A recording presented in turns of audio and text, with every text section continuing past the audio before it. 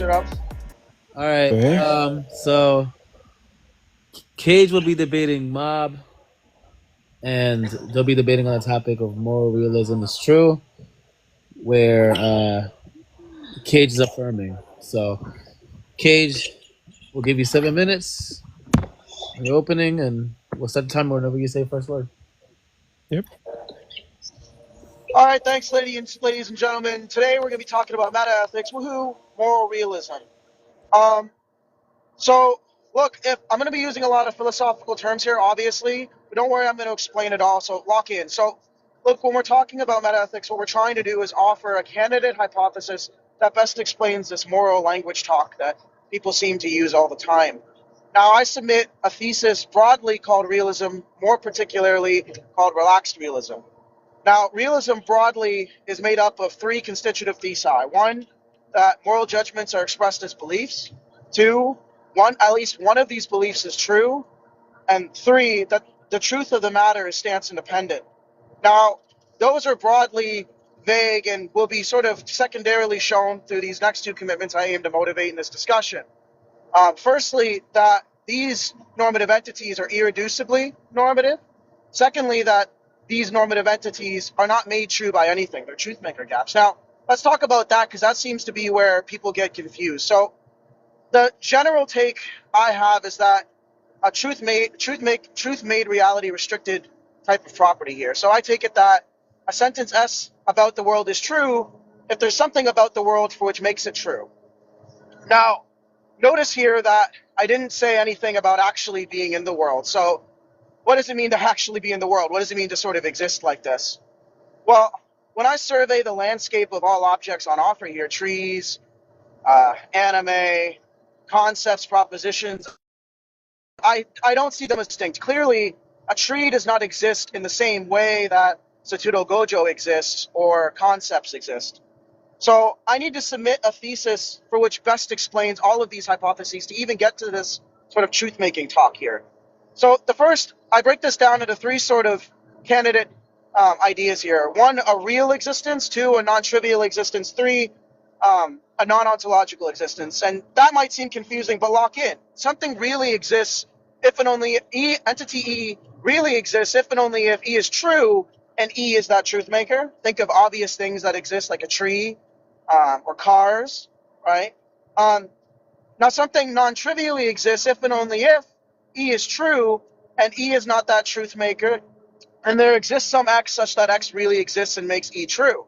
Think of Satoru Gojo, right? Gojo is a fictional character. However, there exists a guy named Gega or Gege, whatever the fuck you call him, the author of, Jujutsu Kaisen, for which published and wrote all of the relative manga. Absent that fact, Satoru Gojo wouldn't exist. All right, well, now we're left with only this one queer sort of entity, which is propositions in any type of any type. Modal, logical, mathematical, moral. So I submit that these types of propositions non-ontologically exist. And that's just to say that the entity E really exists if and only, non-ontologically exists if and only if E instantiates a type that E instantiates a token that, a token of a type that E is a part of is true in some empty world. Now, what's an empty world doing here? Now, if you don't have any concept of an empty world, I'm just talking about some world that has nothing in it. You know that meme about nothing? Nothing on that bitch. All right, there's nothing in there. If you need to conceptualize it in a way that's like on paper, take a square bracket and another square bracket, and then put an open and closed one. All right, so lock in. Furthermore, I want to say that even in these sort of worlds here, I want to say that there exists some truths, like logical truths, like A is true, or mathematical truths, 1 + 1 = 2.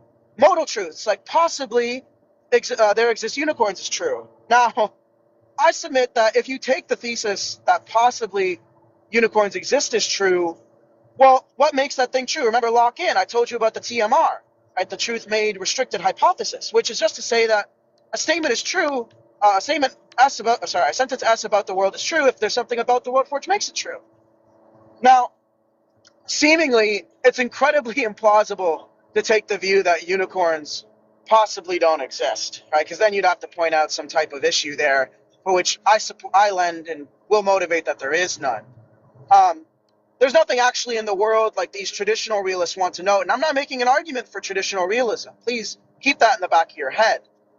Um, and on these sort of about the world hypotheses, possibly unicorns exist is true because it's talking about how the world could be. I submit that normative entities are true because of how the world should be. And also, I take them that they're also a type of modal proposition. Normative entities are the type of thing for which pertain to some type of modality. Okay, well, on this account, from there, we now understand that there are these normative entities for which aren't made true by anything actually in the world, right? But they exist, and they're a type of irreal thing. You'll hear this distinction probably brought up a lot as some type of queer confusion by my interlocutor, which generally has no weight because it's really easy. Watch, lock in. Something really is true if there exists a truth maker that's actually in the world, and something is irreally true if it's something about the world. All right, so simply put, my interlocutor has a huge sort of hill to climb here. One, he has to motivate that any of these commitments or provide good reasoning to how any of these commitments didn't just click in all your heads right now, like you're not understanding what I'm saying. And secondly, he has to sort of one of them, at least one of them, is false or more plausibly false. And I submit that he won't be able to do that without, doing some type of false view analysis there. But more to the point, this view, right, supports the idea of what all metaethical theses try to do, right? This is the candidate hypothesis, which explains how we understand that these different entities exist. We extend that it's true that Tsutodo Gojo might be the strongest in the cosmos, but we don't think it's true in the same way that, the sun exists. It also offers an account such that we can understand normativity in a way that's irreducible, right? I can't appeal to other types of properties for which they pertain because they're true in empty worlds. There's no other properties. Um, and also that their stance independent, as there's nothing about my stances that make it true. There's nothing about the actual nothing in the world for which makes it true, right? Which meets the burden of realism. And I submit that my interlocutor now has a grandiose task for which he will not fulfill. Okay. Thank you for your opening statement, and thank you for your candor. Now we can move on to Mob's opening statement. And you'll get 7 minutes on the clock, and it'll start whenever you say your first word.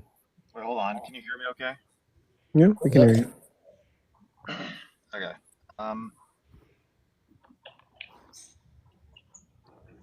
Oh wait, don't start the time yet. What the hell? I was just checking my mic. Okay. Sorry. Go ahead. Whenever you're ready. Okay. First off, I'd like to thank Coco and AR for hosting this debate. And I'd also like to thank the judges for taking the time out of their day to listen to this debate. It's good and reassuring to have a panel of such handsome, intelligent judges who are also very handsome and very intelligent. That being said, let's get into the substance. The SCP defines moral realism as a thesis consisting of this conjunct. Moral statements are truth-apt, moral success theory is true, and if moral facts are true, they are true independent of stances, like attitudes, opinions, and goals, etc. Now, Kayj has to affirm all three propositions, and I only have to negate at least one. So there's one way for Kayj to be correct and four ways I can be correct. That means Kayj cannot start the debate by assuming moral statements are truth-apt and that some are true. He must defend these propositions as well. In this debate, I will be defending the disjunct of all anti-realist views, and to do this, I will be providing three arguments to support my position. The first argument comes from Sharon Street and is known as an evolutionary debunking argument. The argument is as follows. Premise 1. If moral realism is reasonable to believe, then our evaluative judgments have been shaped in a way that tracks stance-independent moral facts. Premise 2. If evolution is true, then our evaluative judgments have been shaped in a way that tracks truths related to survival and reproduction. Premise 3.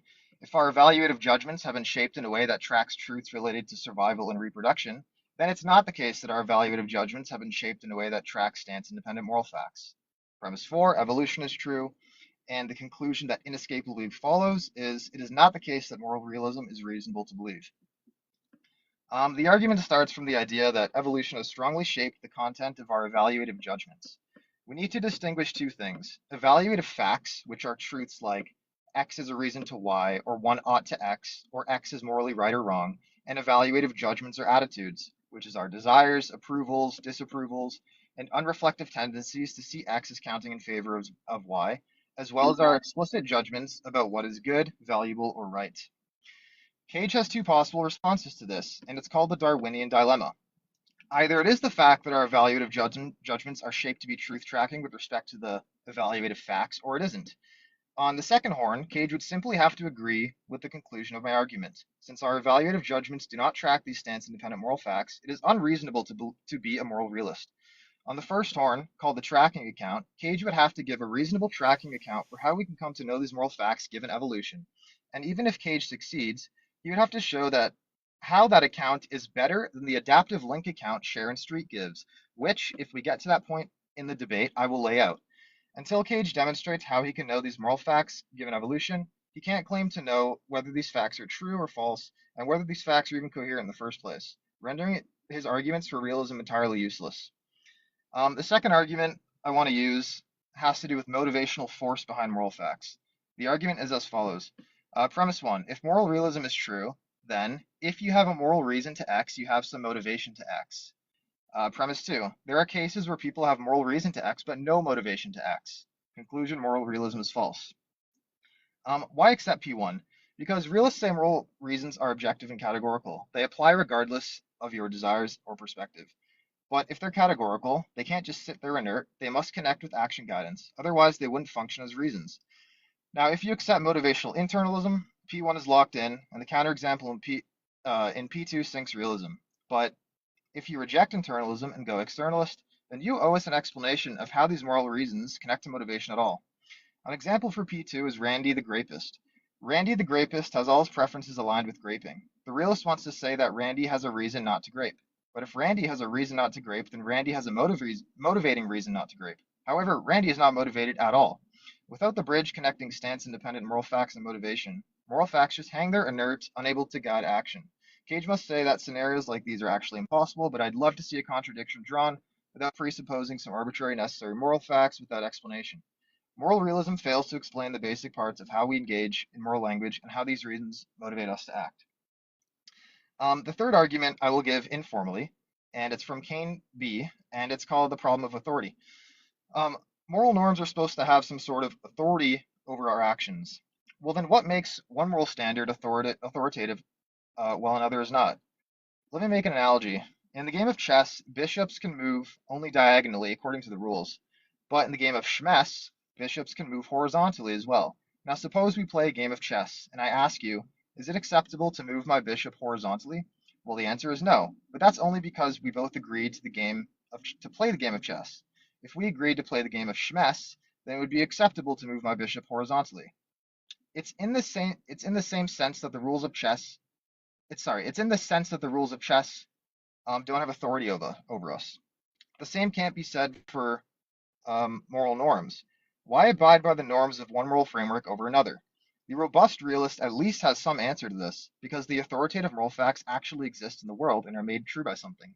In order for Kayj to get around this authority problem, he needs to account for three things. The first, he needs some feature F that explains their authority over us. Second, F must not be shared by some other normative system. And third, F can't be cashed out in metaphysical terms. So F must be internal to the system. So I've laid out three arguments for Kayj to deal with. One challenging is epistemic access to these moral facts, another challenging motivational problems with moral realism, and the third challenging authoritative problems, specifically with relaxed realism. Now, there are other problems with Kayj's view, which will be brought up during this debate. One I will mention is how I think generally all of the arguments for his position fail. Although I'm very new to metaethics, I have never actually seen a sound argument for moral realism, but I'm excited to hear Kayj defend one. So let's get right into the debate. Let's go. That's the end. All right. Is it it? Yeah, that'll conclude the openers, and then we begin the cross examination with Kayj. Right. So, I mean, I don't know why the semantic question is relevant to the metaethics. It seems like to turn onto the meta semantics, which I'm fine with. If you're, saying, okay, well, suppose, relaxed realism is true. How do you know these things, right? That's the type of thing you're saying. It's not just like that's like a broad epistemic question. It's basically given evolution and how to shape our evaluative judgments to track truth related to survival, how would you know these stance independent moral facts? That's the question. Right. But you understand I'm not cashing out truth in the way Sharon does, right? Yeah, well, actually, in your opening, you gave an example, like mathematical facts, I think you said. Sharon Street thinks the dilemma does apply to mathematical facts, except she thinks No, I'm talking. you can, No, I'm not. I gave an account of truth, right? TMR restricted, which yeah, that's trivially fine. is not how That's not, Sharon's using it. her view doesn't attack like a specific view of truth, so. That's the problem. But let's just No, suppose that I grant, that Sharon's argument remotely applies to me. I'll answer the semantic question. So there, by the way, there's a bunch of different ways I can go here. Like, I don't think it's actually entailed by relaxed realism. Somebody, like people in the literature, like Mustafa, might take an intuitionist account. I take a conceptual role semantic account. So how I know, like your question is, how do I know that lying, like normative entities, like lying is wrong is true, as opposed to you should lie being true, right? given the fact of evolution shaping our evaluative judgments. It's not just an Right, epistemic but question. I'm not committed to any of that type of stuff being truth tracking of You're something not in the committed. world. Are you committed to evolution being true? Well, yeah, but I'm not committed to truth in Okay. the way that she wants to say, right? She wants to say that I'm committed to tracking things that are in the world, right? Such that evolution is something in the world, which would give me something distinct there. I don't think that's Can you guys still applicable, hear me? but Sorry. yeah, My we can cut hear out. you. Okay, my bad. Yeah, no, Um, that doesn't matter because you can say the same thing with like modal facts or mathematical facts, but Sharon Street addresses this. Like she thinks those types of facts are useful to know for survival, and I can explain how if you want. So it doesn't actually matter. yeah, I actually would. I want to know how any type of modal semantic is going to be. We can get to the how I know things, but I want to see how this applies because I'm not really familiar. Okay, I mean we can start with the mathematical facts. Like obviously, two lions go in a cave, one lion walks out. No, let's start. Well, yeah, sure. Let's start. I wanted to start with the modal stuff because that was the actual thing I said in my opening. But yeah, go ahead. Yeah, like I can draw an evolutionary picture where clearly knowing the mathematical facts is useful for survival. If two lions walk in a cave, one walks out. If we mistakenly think 2 minus 1 is 0, we might go in the cave and die. So it's, or, leaves, plants with 3 leaves are poisonous. Being able to count and know the number 3 could be useful for survival. Sure. But how do modal truths like possibly, and if I take those seriously in such a way that they're actually in the world, like you want to say, how does that? That seems to be good evidence to sort of say, well, there's something about I'm not math, saying that. particularly, that's not Hold true of the type. You cut out a ton there. I'm sorry, I missed some of that. I'm saying that clearly, if I think that it's possibly true that this apple is going to unalive me when I eat it, and I take it seriously in the way that Sharon does, which is to say that it's really true, really true, then I would not eat the apple and unalive. Yeah, well, obviously, being able to consider different like counterfactuals can be useful for survival because we can be cautious. It allows for like if there's a bush, well, it's possible there's a lion in there. I might want to consider that. What's meant by cautious there? By cautious, are you referring to like some undesirable outcome? Huh? We have like a 5-second lag, by the way, so that I'm not trying to interrupt you. It's okay, no like problem. your sort of objection was, well, these mathematical facts would be conducive to survival, and these mathematical facts are of a type where if they're true in the way that I want to say, or if they're true in the way she wants to say, it gives reason to doubt my view. But these modal truths, if they were true, would also do the same thing, but in a way that you don't want to say and supports my view. So clearly it's not true of the type, and I'm just trying to convey here that normative entities as a type are irreducible and real and all that stuff. But yeah. Okay. I mean, I'm trying to give you an account of how knowing the modal facts could help with survival. So we could come to know them. It doesn't. Yeah, I mean, it doesn't in the way that math does, right? Yeah, we definitely need to be able to consider different possibilities, like the lion in the bush example, right? So we can think of things in those terms. Okay, we'll cut it off there. Time. Okay, so so now Mob gets 5 minutes. Yeah, sure. So for the evolutionary debunking argument, the dilemma is that either there is a tracking account, with respect to these facts, these moral facts, or there isn't. That's a strict true dichotomy, right? It's P or not P. Yeah, but Which one? you're not using my account of truth there, which is the problem. That's not what I'm asking. I'm just asking which horn do you accept? I can't answer the question if you're not inserting the truth. Like what? Okay, can you explain the dilemma to me in the way that you did? Like, we have evaluative judgments that are based on our faculties that were formed through evolution, right? Now, No, I don't think they're based on our faculties. No, I think they're just type of like these terms just play inferential roles in discursive practices. That's all they're doing there. I'm not actually causally interacting with them the way you want to say. You don't. You don't causally interact with mathematical truths, but you could still know them because they're useful. It's useful to know. Right, but that's not because of my faculties. I'm not experiencing one. I'm not experiencing operators in math, right? So that's why I don't think this applies to me. She wants, like, correct me if I'm wrong here, please, but she wants to say that my faculties track the truth as if I'm like some input-output functionalist about normative belief. Input-output functionalist? Okay, let me get back. This is like a strict dichotomy, though, right? So you could say But it doesn't apply to me. Huh? It's a true dichotomy. Yeah, but it doesn't apply to me under the, like, she's assuming that it has to. Like, I use my faculties. It's P or not P. Wait, but okay, are you assuming that I'm an input-output functionalist when you talk about my faculties tracking the truth? Wait, define that, input-output functionalist? Yeah, my belief is formed causally in the way that inspires my belief. Okay, well then what's meant by that? Causal theory of knowledge, or causal theory of knowledge? No, it doesn't assume that. Okay, well then what's meant by track the truth with my faculties there? To be able to come to know them.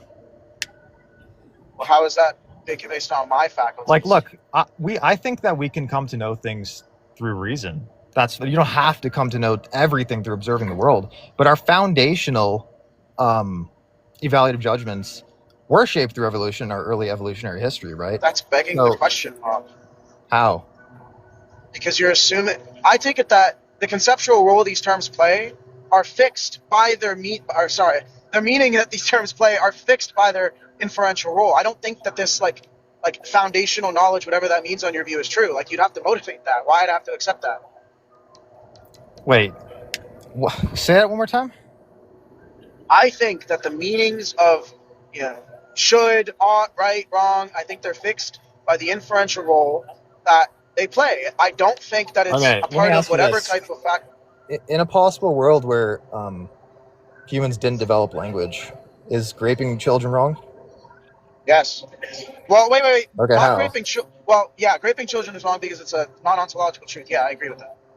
How? Well, it might be a mixed normative truth. I want to say that categories like lying is wrong is true, because if I say raping children, then I'm committed to children really existing, which I don't think that's true of my view. I want to say that in some empty world. You're fine with the empty world stuff, right? I'm not positing an empty world. Oh, just some world with stuff in it? No, I said in an impossible world where there's people, we just haven't developed language. Would raping wrong still be true? Is raping children still wrong? Yeah, of course. How I know it is indexed to the conceptual role these terms play. Of course, that's the meta-semantics. Wait, hold on.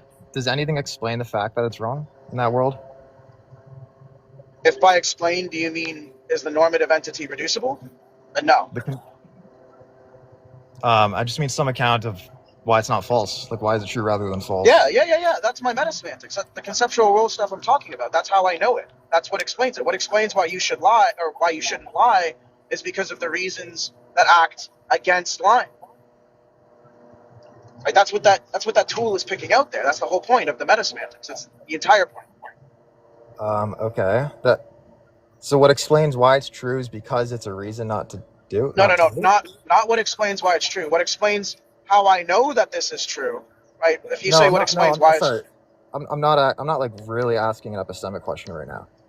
I'm asking... This is the epistemic argument. Yeah, I know, but in my hypothetical, I wasn't asking how you know it's true in that world. I'm just asking if there's an explanation for why it's true rather than false in that world. I don't know what you mean. If you're not asking how I know it in terms of explanation, well, I'm not really sure. I'm kind of agnostic on their modal status. I want to say I'm not agnostic. I might say they're necessary, that they're true, right? but what explains why they're necessary, I'm not really sure. Okay, yep. We're going to have to stop right there.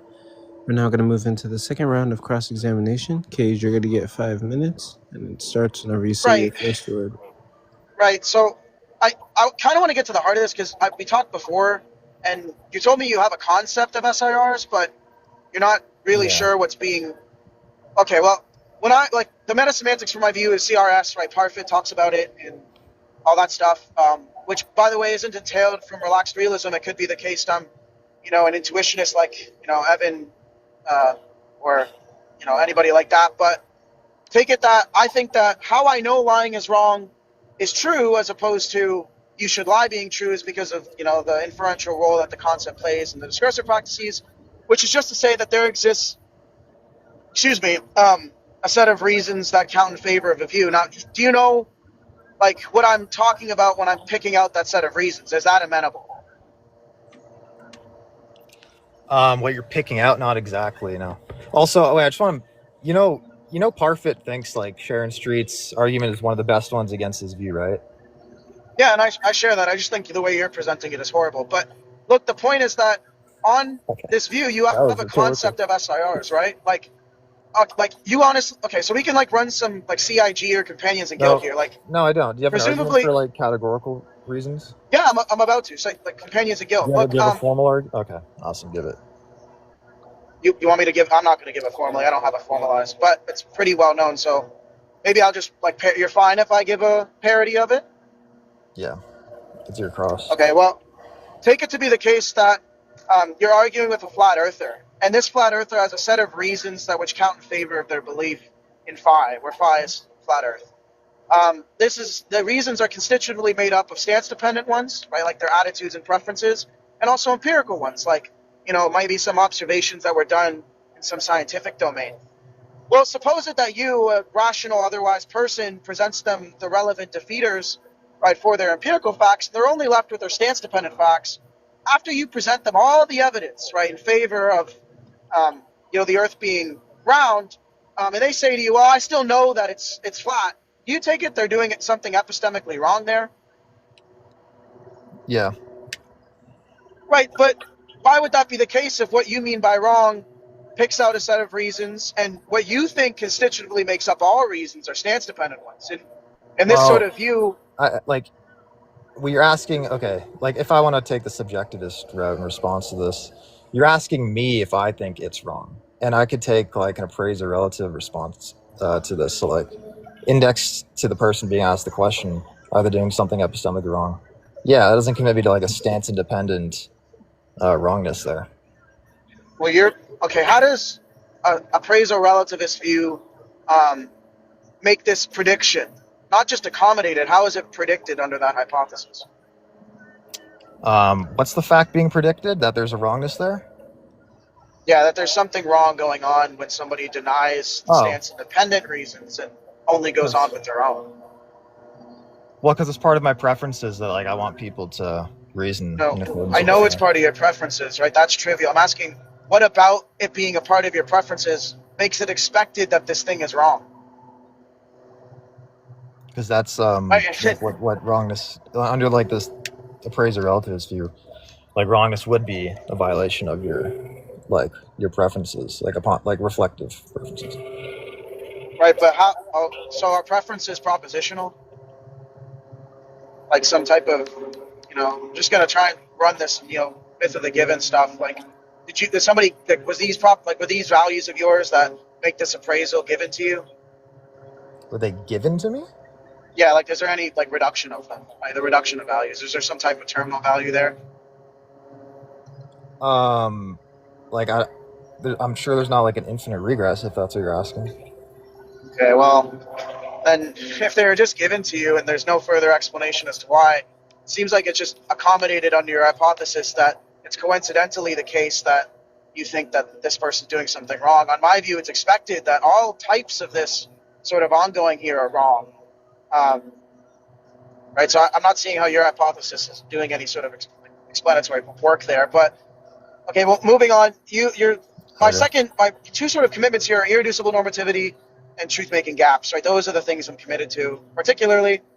do you have any specific issues with either one? Like, we'll talk about Well, I Kane's don't. issues with it. Yeah, I don't see a good sound argument for them.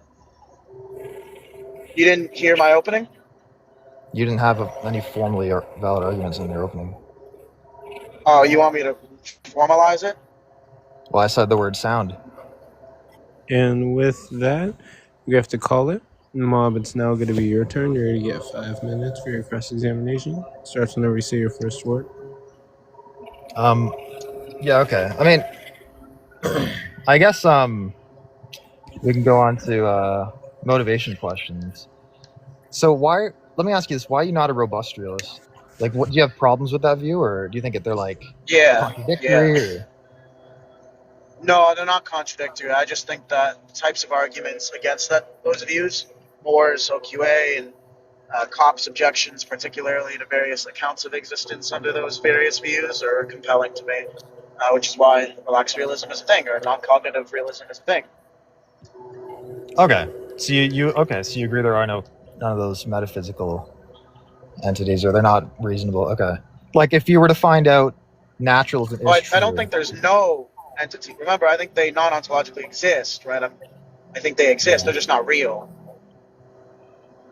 Okay, like if you were to find out naturalism is true, you know, there's none of these other metaphysical entities, you'd still think grape is bad is true because you're a relaxed realist, right?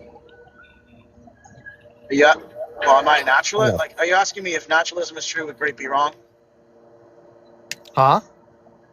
Are you asking me if naturalism is true and I'm no longer a relaxed realist? Is grape wrong? No, I'm just the first part. If you find out naturalism is true. Would grape be wrong? Yeah. Plausibly, yeah, of course. Plausibly?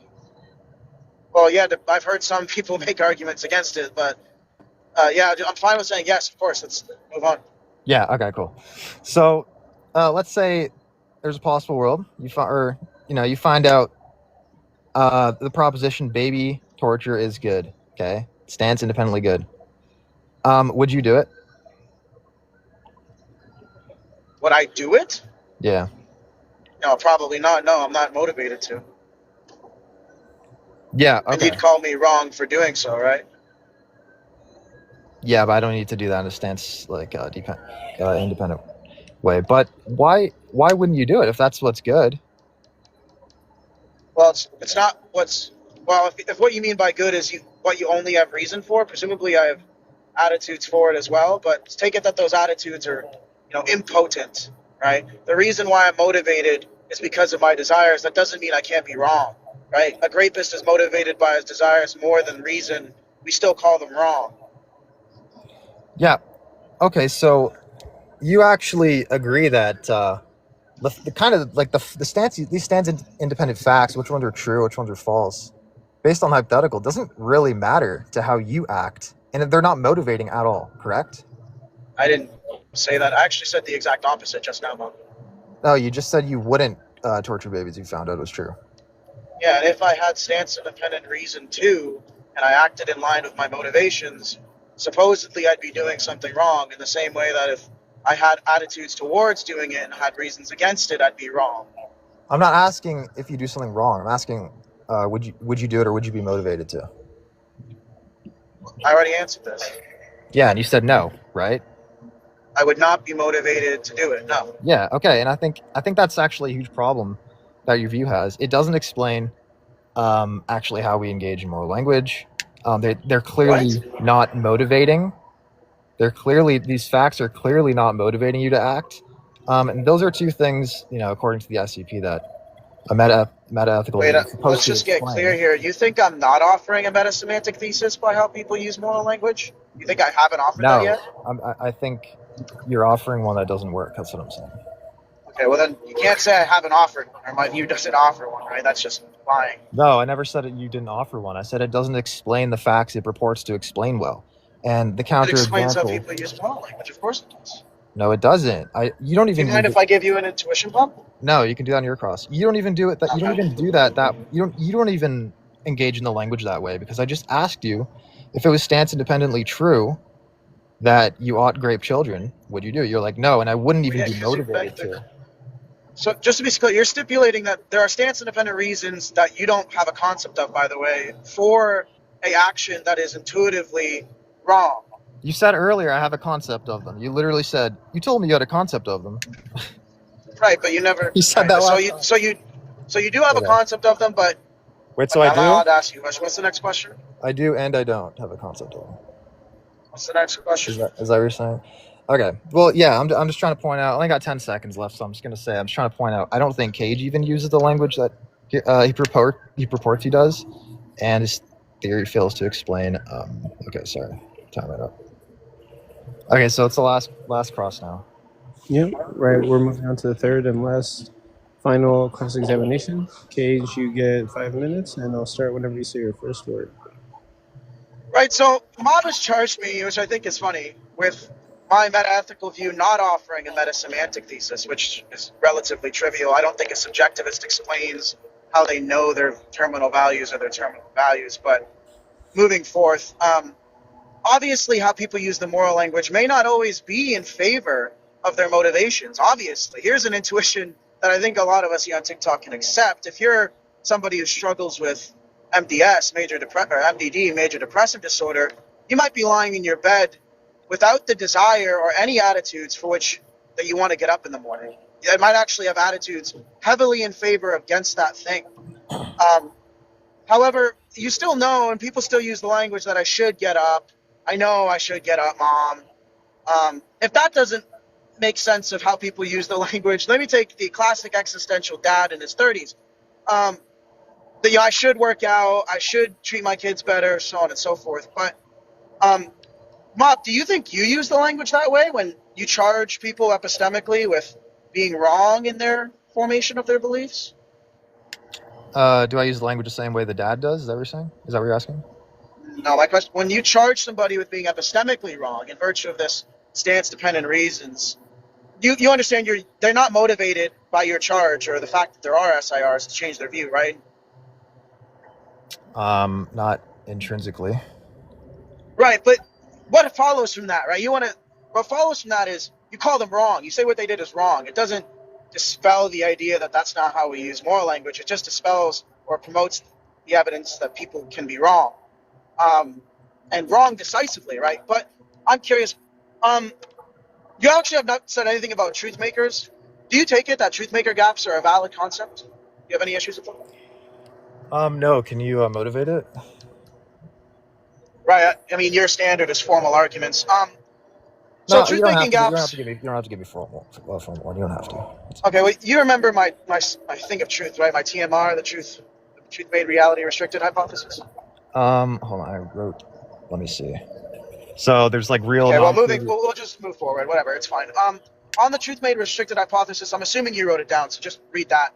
Do you agree that hypothesis, that candidate, best explains how we use a bunch of types of languages, modal, logical?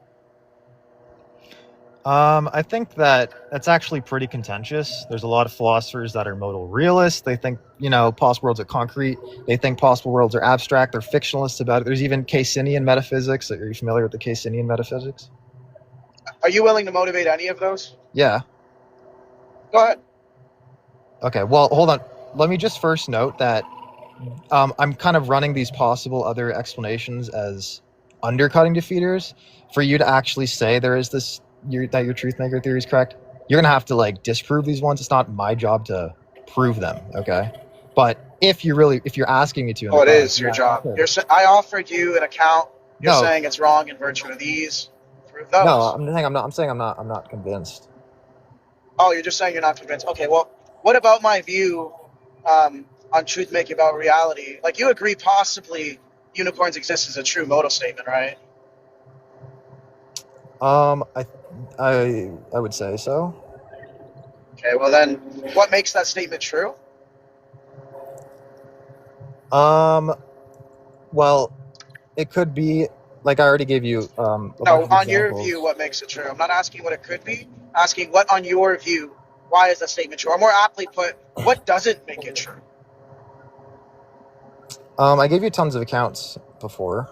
Those all can account for... Can you repeat yours? I'm interested in yours. Oh, I'm agnostic.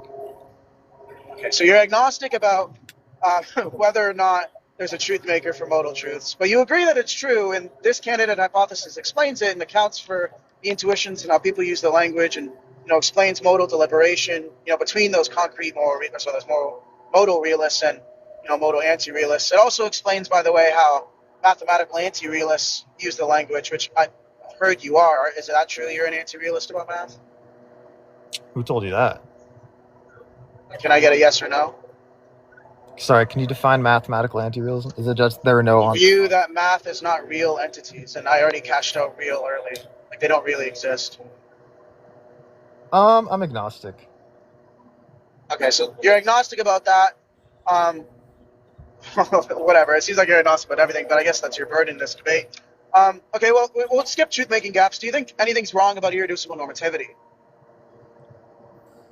Okay. Okay, you can answer that, and then we'll move on to your cross after that. Okay. Wait. I'm not. I'm gonna go on to like my questions. Okay, that's fine.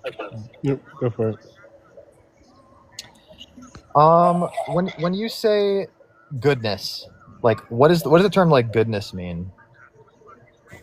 Yeah, so I've told you 3 times now. Goodness, right, rightness, wrongness, badness, all of these are just conceptual tools we use in role of making inferential judgments and moral deliberations. That's all they do. That's how they have their fixed meaning. Okay. How do you bridge the gap between gastronomic realism and moral realism? Can't I make the exact same account for a gastronomic realism? You have a formal argument for that? Like I just mirror what you're doing with moral realism.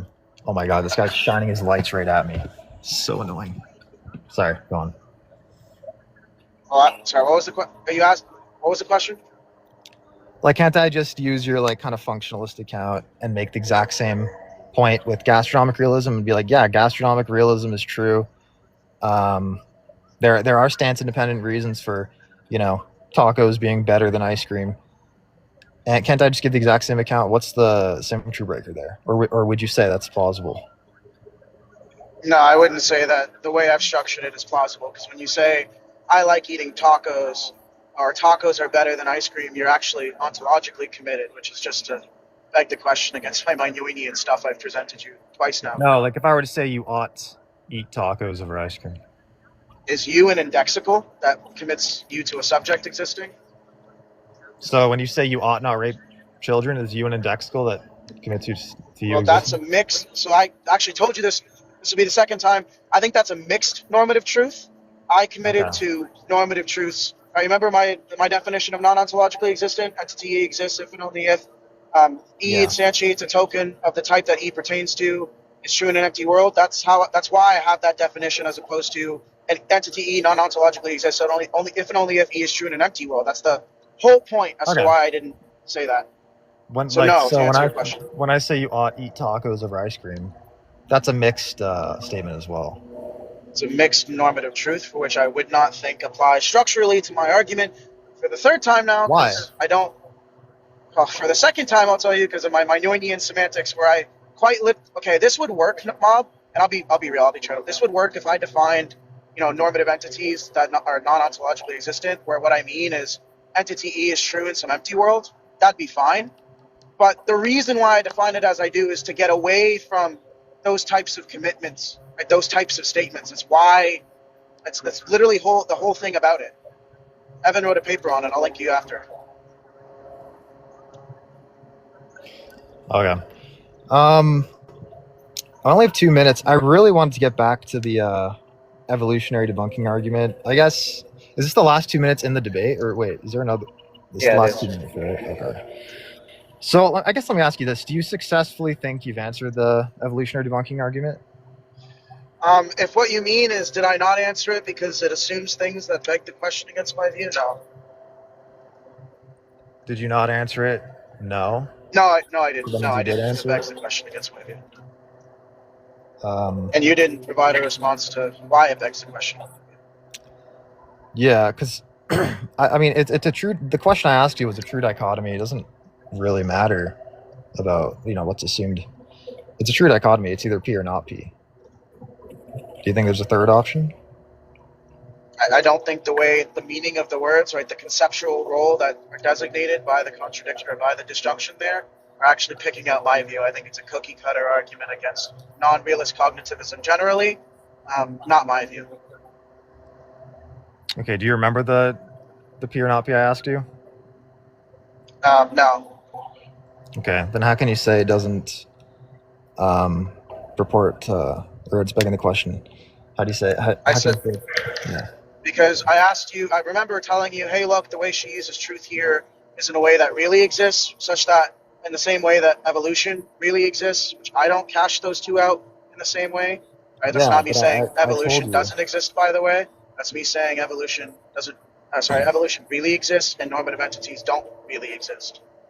No, well, I responded by saying Sharon Street's her argument doesn't need to commit to a particular theory of truth, and actually, people that like relaxed realists do actually think this is a big problem. They have responded to the argument, so I don't think you quite understand the argument. Who's a relaxed realist or not a like? Because I think non-realist cognitivists have relaxed realists. Okay, we're gonna have to start right there. Yeah. So now we're gonna go into your guys' final statements, your concluding statements. Yep. So, Kayj, you're gonna get 3 minutes, and it starts whenever you say your first word. All right, boys and girls, it's over. Finally, holy shit, my stress is done. Lock in. I delivered sort of my entirety of my view. Mob seemingly has intuitions that agree with the first three part of my thesis, right? He has cognitivism, right? He has not-error theory, and it even seems like he has stance independence, or a concept of it at least, which, I mean, he didn't sort of argue against that, which seems to think that realism broadly might be amenable to him, but more particularly the thesis I aim to defend was relaxed realism. Now, notice I didn't say non-realist cognitivism, but I asked him during the debate about truth-making gaps. He seemed to be agnostic on everything, which, I take it that you actually have to have some foothold if you're going to levy an objection against a view after I've motivated it, right? Obviously, if I haven't motivated it, then you can dispel something with no evidence. But then we talked, and, it was relatively unsatisfactory. He doesn't have an account of truth-making. He seems to not understand how I dispel the general intuition that the folk typically want to say they have, where a sentence S is true if and only, or a sentence S that's in the, or commenting about what's in the world is true if there's something that's in the world that's true. Right? I distinguish that from there's something, a sentence S is true, a sentence S about the world is true if there's something about the world that's true, which explains the confusion on Sharon's account. I do agree that her argument broadly is, interesting to the non-realist cognitivist, but I don't think applies to this specific view of relaxed realism, the one that I run anyways, with the whole truth tracking things that he couldn't explain. Then we talked about irreducible normativity, right? He asked me to motivate it and asked for a formal argument, but I think I gave some extent of irreducible normativity when I gave the type of truth-making account that I did where they don't exist, right? I can't appeal to non-natural entities or natural entities if it's an empty world, for which he agreed to, which seemed to follow. If he agrees that these things can exist in an empty world, they'd be irreducible.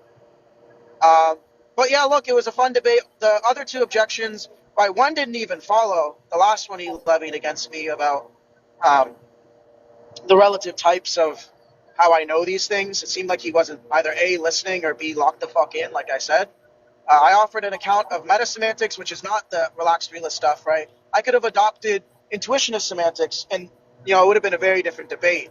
So Mob's burden was to establish relaxed realism is false. It seems like he wants to grant it and say, well, let's assume this thing is true and levy other objections that unfortunately all fail, which leave the fact that relaxed realism is true. He also didn't meet the burden that I set out in the first place. It seems like he granted most of it outside of the irreducible normativity and being agnostic on the truth-making gaps whilst having those intuitions that they're true. So it seems like, he should grant them. But anyways, that's the end of the debate. Mob, I thank you for your time. Judges, hosts, you know what it is. All right, that'll conclude the debate. Oh no, wait, no. I think Mob gets it closed. Sorry. Yeah, Mob gets it closed. Gets it closed, and then we'll conclude. Yeah, right. Okay. That was definitely a fun debate. The past 2 weeks I've debated meta ethics. I learned a lot about it. It's definitely been really fun and interesting. And Kayj, you're a very smart guy. That was fun. But as for the debate, Kayj didn't give any formal arguments, which, I mean, this is a debate. You know, this isn't like a random TikTok live. You should come with premises and inferences ready to, you know, defend your premises that lead to your conclusion. But he didn't give any. The closest he got was the companions and guilt one, which I believe I answered. And also, I believe with the hypotheticals about Randy and the baby torture and the possible worlds, I kind of showed how he doesn't even really use the language he purports to use in his meta-ethical view. And I kind of showed how it doesn't explain how we generally use the language. And I kind of showed how these stance-independent reasons aren't motivating in any relevant sense that a meta-ethical theory would need to explain. And for the evolutionary debunking argument, I don't think he answered. I think like he was kind of getting close to like a quasi-realist way out, which I don't consider a realist view, obviously. So that wouldn't answer the problem. But yeah, Sharon Street's argument definitely does apply to relaxed realists. Yeah, it was definitely a very interesting debate. I'm sorry, I'm trying to think of other things. I can't think of anything else to touch on. It was fun though, so I'm just gonna end my closing. Okay. And with that, that's the conclusion of the debate. Thank you guys. Dude, Mob, somebody told, I can finally tell you this. Tuesday, somebody told me that you were contracting with Kane for hours on my demise. It was not hours. It was like 30 minutes maybe. But I did talk to Kane. Yeah. Okay. With that, we're going to do audience questions, comments, concerns, or critiques, and then we'll get to the judges. Dude, you took Evan away. I was like, dude, I can't wait to like actually finally get to flush out my view in a formal way. I've been meaning to do it for months. And then you were like, oh yeah, we'll get Evan to judge. And I was like, yeah, you did that on purpose. Fuck you. Yeah, you're not getting any help from Evan. Get out of here. But yeah, Noe, what you got for us? Hey, how are you? So, if we're talking about evolution, are we like atheists here, or no? I'm actually, ironically, I think I'm honestly asking, like, you know, the host, for example, is he an atheist or? My guy, get him out. Great start. Great start. You can ask me about evolution. Yeah, my guy, this is question, comments, concerns, or critiques about. I don't know what was that about. This is a better ethical debate, not about theism, you know, or about me. Why is there two Detroiters? Yeah, question for Kayj. How did it feel getting skull fucked by Mob and knowledge gapped? You got your back blown out. You look so bad in that debate. Hi, Clark. That was Clark. Dude, I haven't seen Clark for ages. Where did he go? I don't know. Well, he's well, my mods blocked him, so. Yeah, because he's toxic. He literally just said skull fucking. Wild. Dude, I'm more scared of what Evan's about to say than like losing this fucking debate, bro. Like, what the fuck? He voted for you on the side things. Yeah, but he's just biased because I quoted like. That's not my vote necessarily. I was just trying to see what the vote was because it doesn't let you see. Just so you know. Just so you know. With that, we can get the judges, bro. Okay, all right. So, judges, I mean, are you guys ready? I'll go last. I'll go last because I have a lot to say. No. That's fucked up. That's scaring me. Oh god. Damn. All right. Friction.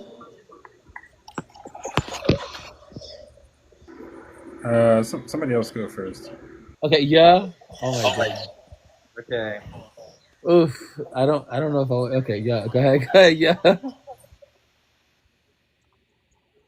Fucking hell, is my thing? Hello? Okay. Damn. trying to give me an anxiety attack. Can you just fucking go, please? Holy Okay, shit, yeah, come on. okay, here's my judgment on the debate. This is as honest as I could give it. I think it was really good. It's definitely been the best debate of the day. It was actually interesting, so I enjoyed it. The openers, I said they were tied. They were both rhetorical. I almost gave it to Mob because Mob called me handsome and intelligent, but I thought that would be a little bit wrong to do that. So I just said the openers are tied. Round one, I gave to Kayj just because I do see the evolutionary debunking argument as being the type of thing which is question begging on his position, given how he laid out the eerily true as what moral facts would be contained in. So if you're saying what real thing motivates your reasons to believe this, that isn't going to necessarily fall in line with what Kayj classified these sorts of truths as. So I gave round one to Kayj because he was right. It is question begging on his position, at least how I understood his position. Round two, I gave to Mob. This one was close. I just thought Mob was rhetorically better. Same sort of substances given in this round, but this was like the round, I believe, where there was like in some possible world where this is wrong, would you still do it? And Kayj says, well, I have no reasons to do it, so no. However, I do also want to bring up that at an earlier point in the debate, Kayj did say that these could be necessary facts, so that also could be another type of question begging on Kayj's position. I don't think Kayj ever justified that, though, so, I mean, I guess you're kind of justified in that sort of questioning. Round three, I gave to Mob. I thought that it was stronger on his position, although I did think that rhetorically he was weaker. His substance that he laid out near the end was better, so I did give it to Mob just because, like, he did motivate that, like, these sorts of stance-independent reasons might not exist. And then the conclusion I gave to Kayj because Mob didn't really have a conclusion, and I piece of shit, you know that? I overall side with Kayj. No, fuck you. Choose one. I said Kayj is who I'm deciding with just because your rhetoric over the debate, in my opinion, was stronger than Mob's. And I do agree with your substance.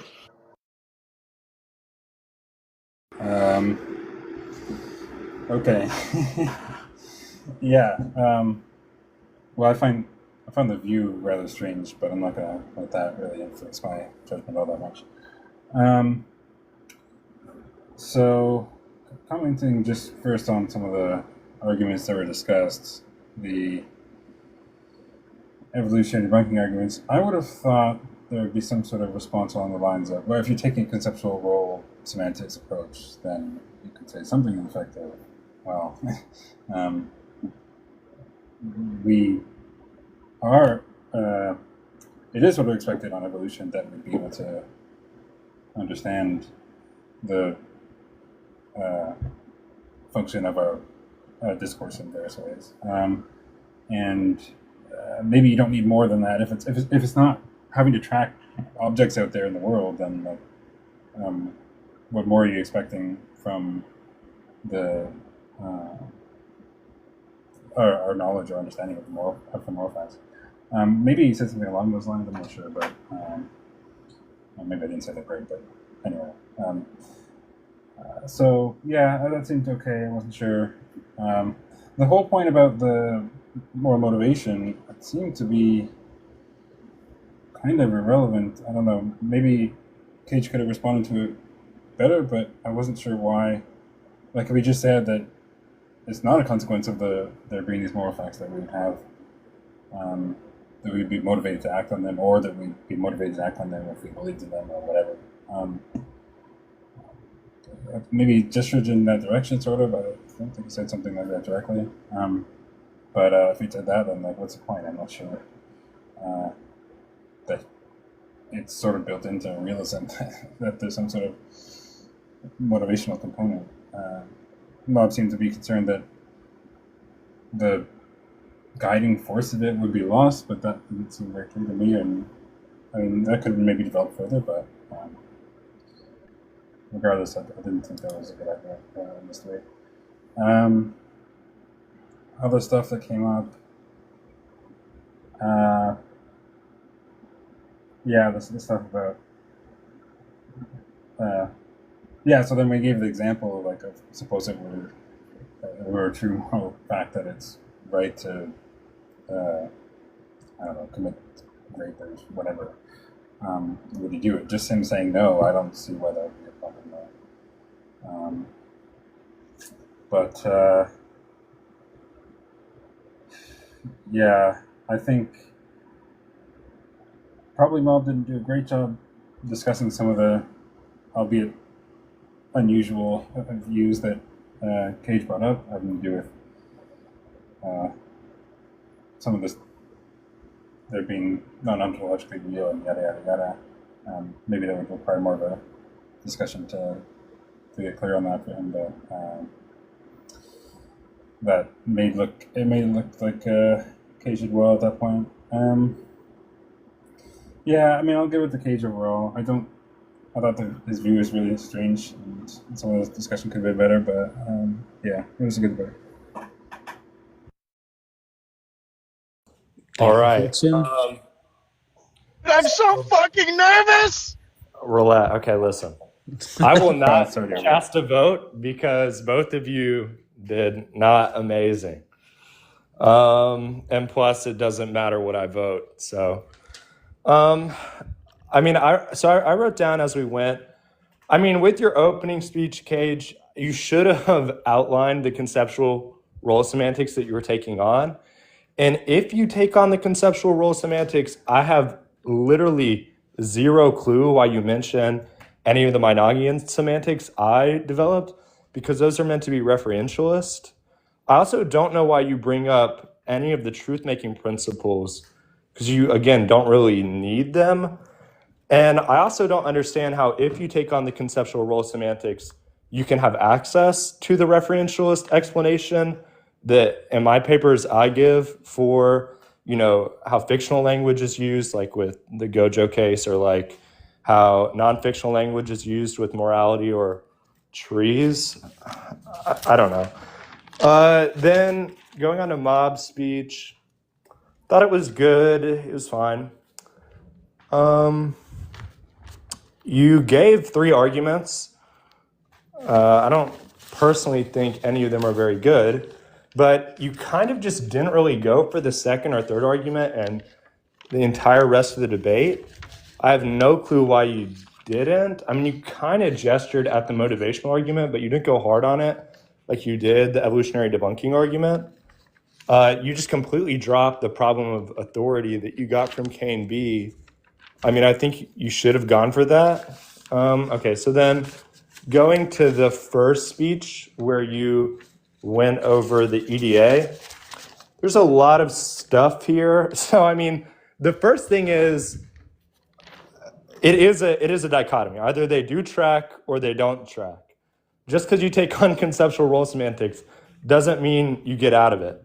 Now, I get what you were doing, Kayj, by saying, you know, you said, quote, "I'm not tracking things in the world. She isn't talking about what I'm talking about." I get what you're saying, but you should just say then that you take the don't track part of the dichotomy, like we don't have faculties that are designed to track these things, but then say that the inference from that to, you know, the evolutionary debunking argument works. That's just false. And I think you just haphazardly invoking the conceptual role semantics that you didn't articulate in your first speech during cross-ex was really sneaky and very bad. And I think you need to do more to explain it. Like, one, you need to explain why the conceptual role semantics gets you stance independence, why it distinguishes you from quasi-realist views, which Mob kind of mentioned it at the end, but you should have mentioned earlier. Seems like your view collapses into. You also need to explain more how, you know, knowing the meaning of the terms, which are fixed by their inferential roles, how that allows you to know what the pure moral truths are, or even what the mixed moral truths are. You didn't give any account of that. So, I mean, I don't think it goes either way, because also Mob was not engaging with it well.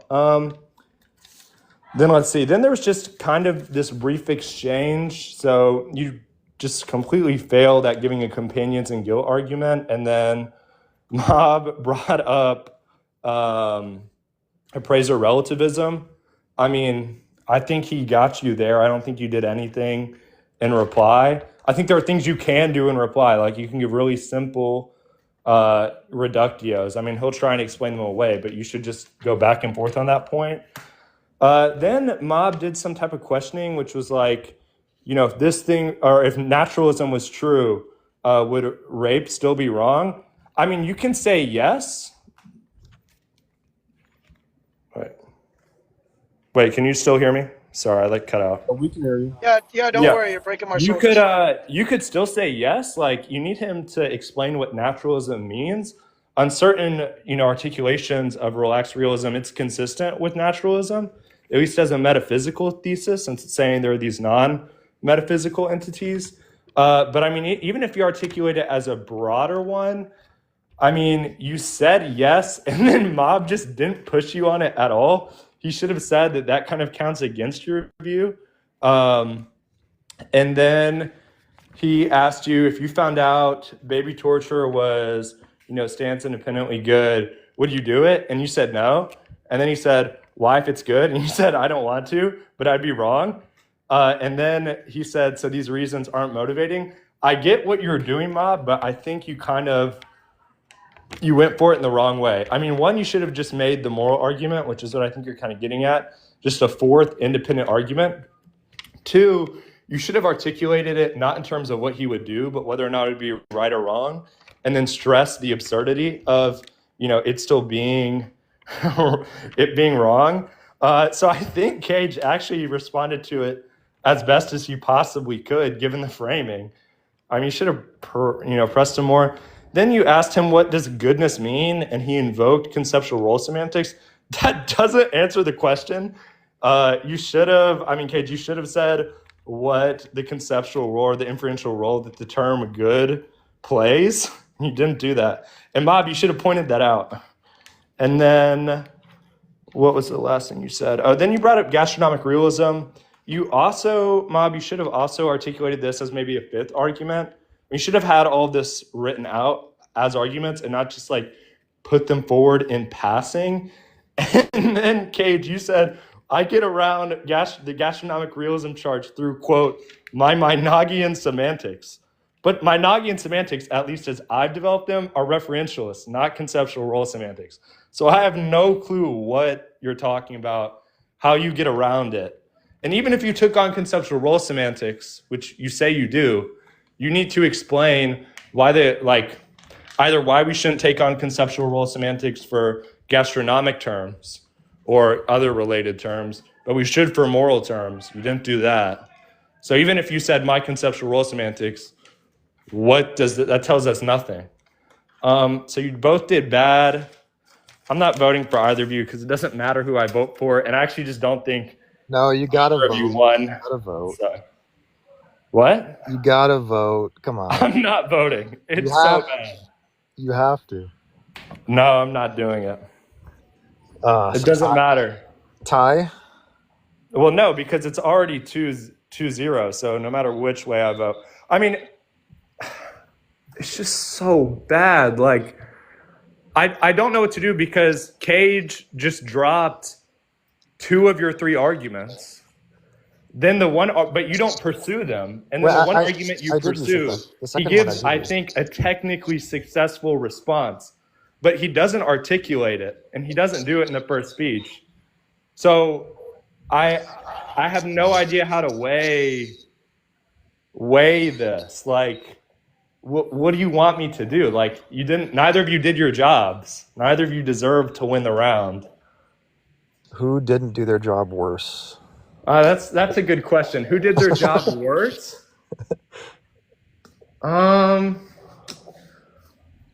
Honestly, you know what, Mob? You did your job worse. So, because you had so much more ground and so much more to do. So, you know what, Kayj, you can have the win. Unfortunately, I have to say that. Doesn't make me any fucking happier, Evan, when you just sat there for 5 minutes pointing out all my insecurities eternally. Fuck, now I have to go and whatever. Thank you, though. Yeah, but there was something I thought of that I didn't bring up. When you're trying to draw that distinction between, the symmetry breaker between your view and the gastronomic realist, and saying that the gastronomic realist is coming into these, but you're taking the realist view. You said something along those lines of apparently a symmetry breaker. But like, Every is that debate correct? is unanimous. I can't hear No. you for like Detroit. Like it's really hard to hear. Sorry, can you hear me now? Yeah, you. All I heard was I provided some type of symmetry breaker between gastronomic realism and my view. Yeah, was what you said something to the effect of like the gastronomic view they're committed to the real existence of these entities, like foods and people and so on. But then on your view, is like your realist view, you're not committed to that, at least for the pure moral truths or whatever. Well, yeah, because I think they'd all be mixed. Right? They'd all be sort of indexed. Either there's an indexical present, or Well, there's you some. also believe in the mixed normative view, right? Or no? Yeah. Like, for example, Mob it is didn't point true- that out. No, I get what Yeah. you're saying. Mob didn't point it out though, and I realized after I said it. And the reason, I know the judgments are up, so don't judge this, but the reason I didn't give the meta-semantic stuff at the beginning was A, because I didn't really have time, but B, because I thought if I put it on, like, the reason why I adopt that stuff after adopting all of your stuff, Evan, is because if I adopt all of your stuff, it sees to be that I don't just reference, like, maybe this is my sort of, it seems to be that if I adopt all the, partners and innocence argument stuff you have written, I'm left with, okay, well, how the fuck do I know lying is wrong as opposed to, you should lie is wrong? Or, sorry, you should lie is true?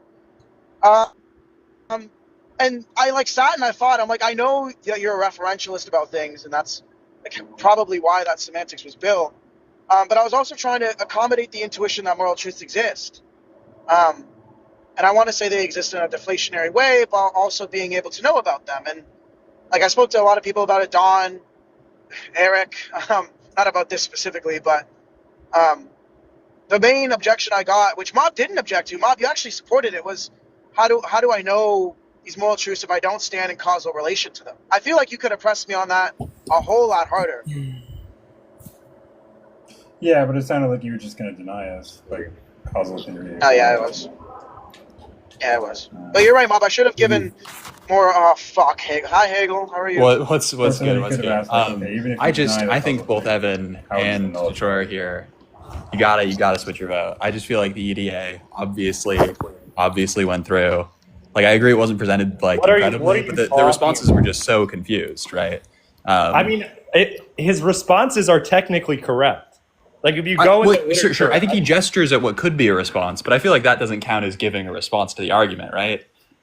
I think it does. This is the thing. Like, this is a debate. If Mob just leaves it inert, what am I supposed to do? Well, I think when you adopt a sort of wacky view, I think you have the burden to explain how this wacky view it's not really. Okay, this is me talking. It's not actually a wacky I guess maybe. view. I'm gonna appeal to Detroit here then. Maybe this is not he's not articulating it right, and he's mixing things. Like, he's taking, I think, improperly from my referentialist semantics, and then taking from people like Thomason and Karimi's conceptual role semantics. But it's one that's not. It's not like a wacky, insane view or something like that. Like, conceptual role semantics, I think it's a plausible way to look at moral language. It's just maybe some of the parts on the aren't wacky, but like the combination whole view together is definitely kind of wacky. It's the wacky thing, right? Well, right, but he, in his response at least, he's pulling from the conceptual role semantics, which I don't think it's a bad response. And I think, at some point, the issue is just that at some point he didn't he also pulls from articulate it even. Like, the way he put it, I think, was fine. Like, I have it written down. He said, like, well, I know the conceptual role of these terms, and that's how I know the moral truths. And that's correct. Oh, if that was said, I did not hear that. I guess that does. That is what that is the said. response, like and that's fine, but that's not enough. Like, Mom needs to do something like, he can either restructure the EDA to concern conceptual roles. Like, I don't see why he couldn't do that quickly as a point in the debate to do it, but he didn't do it. I guess there was just so much said that wasn't the very simple response, which is just, I know the conceptual roles, so that's that, right? But I just Feels like I I'm don't think back in undergrad. Oh my god, this feels like my fucking profs are hating on me again. Jesus Christ. I just don't think it's on mob to semantics to answer what the meanings of the term are, though. Well, wait, what are you saying? It would have been nice, right? It would have been nice if I could have fucking, reached out to the one motherfucker. Sorry.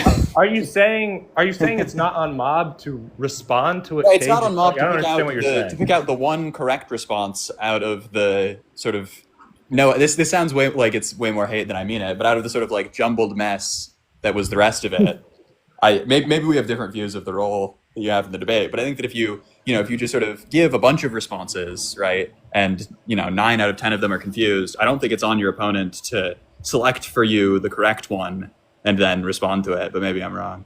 Well, I don't think giving more bad. I don't think I'm following what you're saying. Against Charsky. What you're saying? What do you not think mob has the burden to do? Sorry. Yeah, I don't think mob has the burden to, out of a very confused response, select a sort of kernel of truth and then respond to that. Well, here's the thing. Like, the view is confused, but the response is not confused. Well, I agree that response is it, but it's if all that was said. Then what response are you talking about? If it's not, I'm talking about all of the other things that were said about how it assumes this theory of the theory of truth. Well, right. So that was that. Oh, I totally actually forgot about that. Wait, I want to chastise him more real quick. If I may. You said that TMR I actually have this written down. You said you know what? You said TMR restricted was an account of truth. And okay, wait, yeah, wait, no. This is a good point to make. You first tried to get out of the EDA by saying she took on a different account of truth. No, she doesn't. Yeah, she doesn't. TMR restricted is a principle about truth making, not truth. When I wrote about TMR restricted, I was trying to meet the challenge from truth-maker maximalists against relaxed realism. That is confused, but I don't think that matters, at least in the debate, because y'all just went past it and he reasserted it, mob, the dilemma, in which Kayj then brought up the conceptual role semantics, which is correct.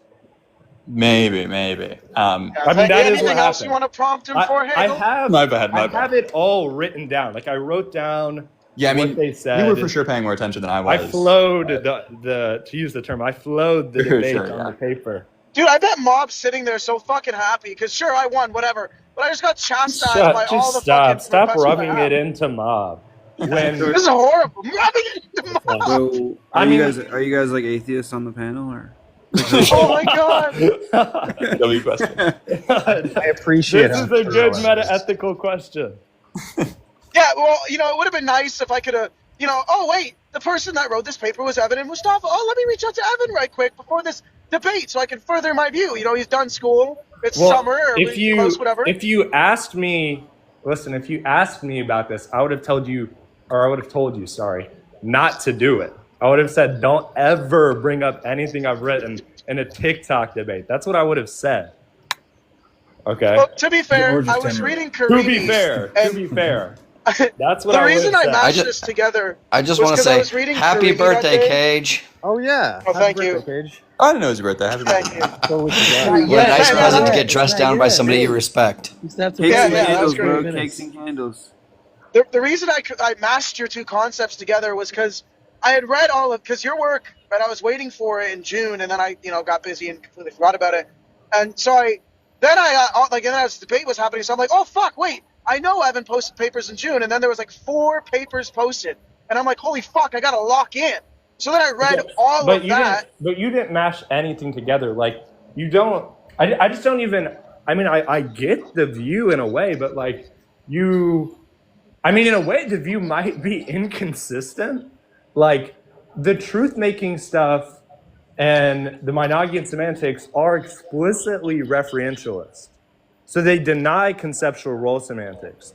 And you're trying to get out of them, at least, the truth-making, the tripartite truth-making view that Mustafa and I give with the really true, non-trivially true, and then non-ontologically or, trivially true or exists, whatever.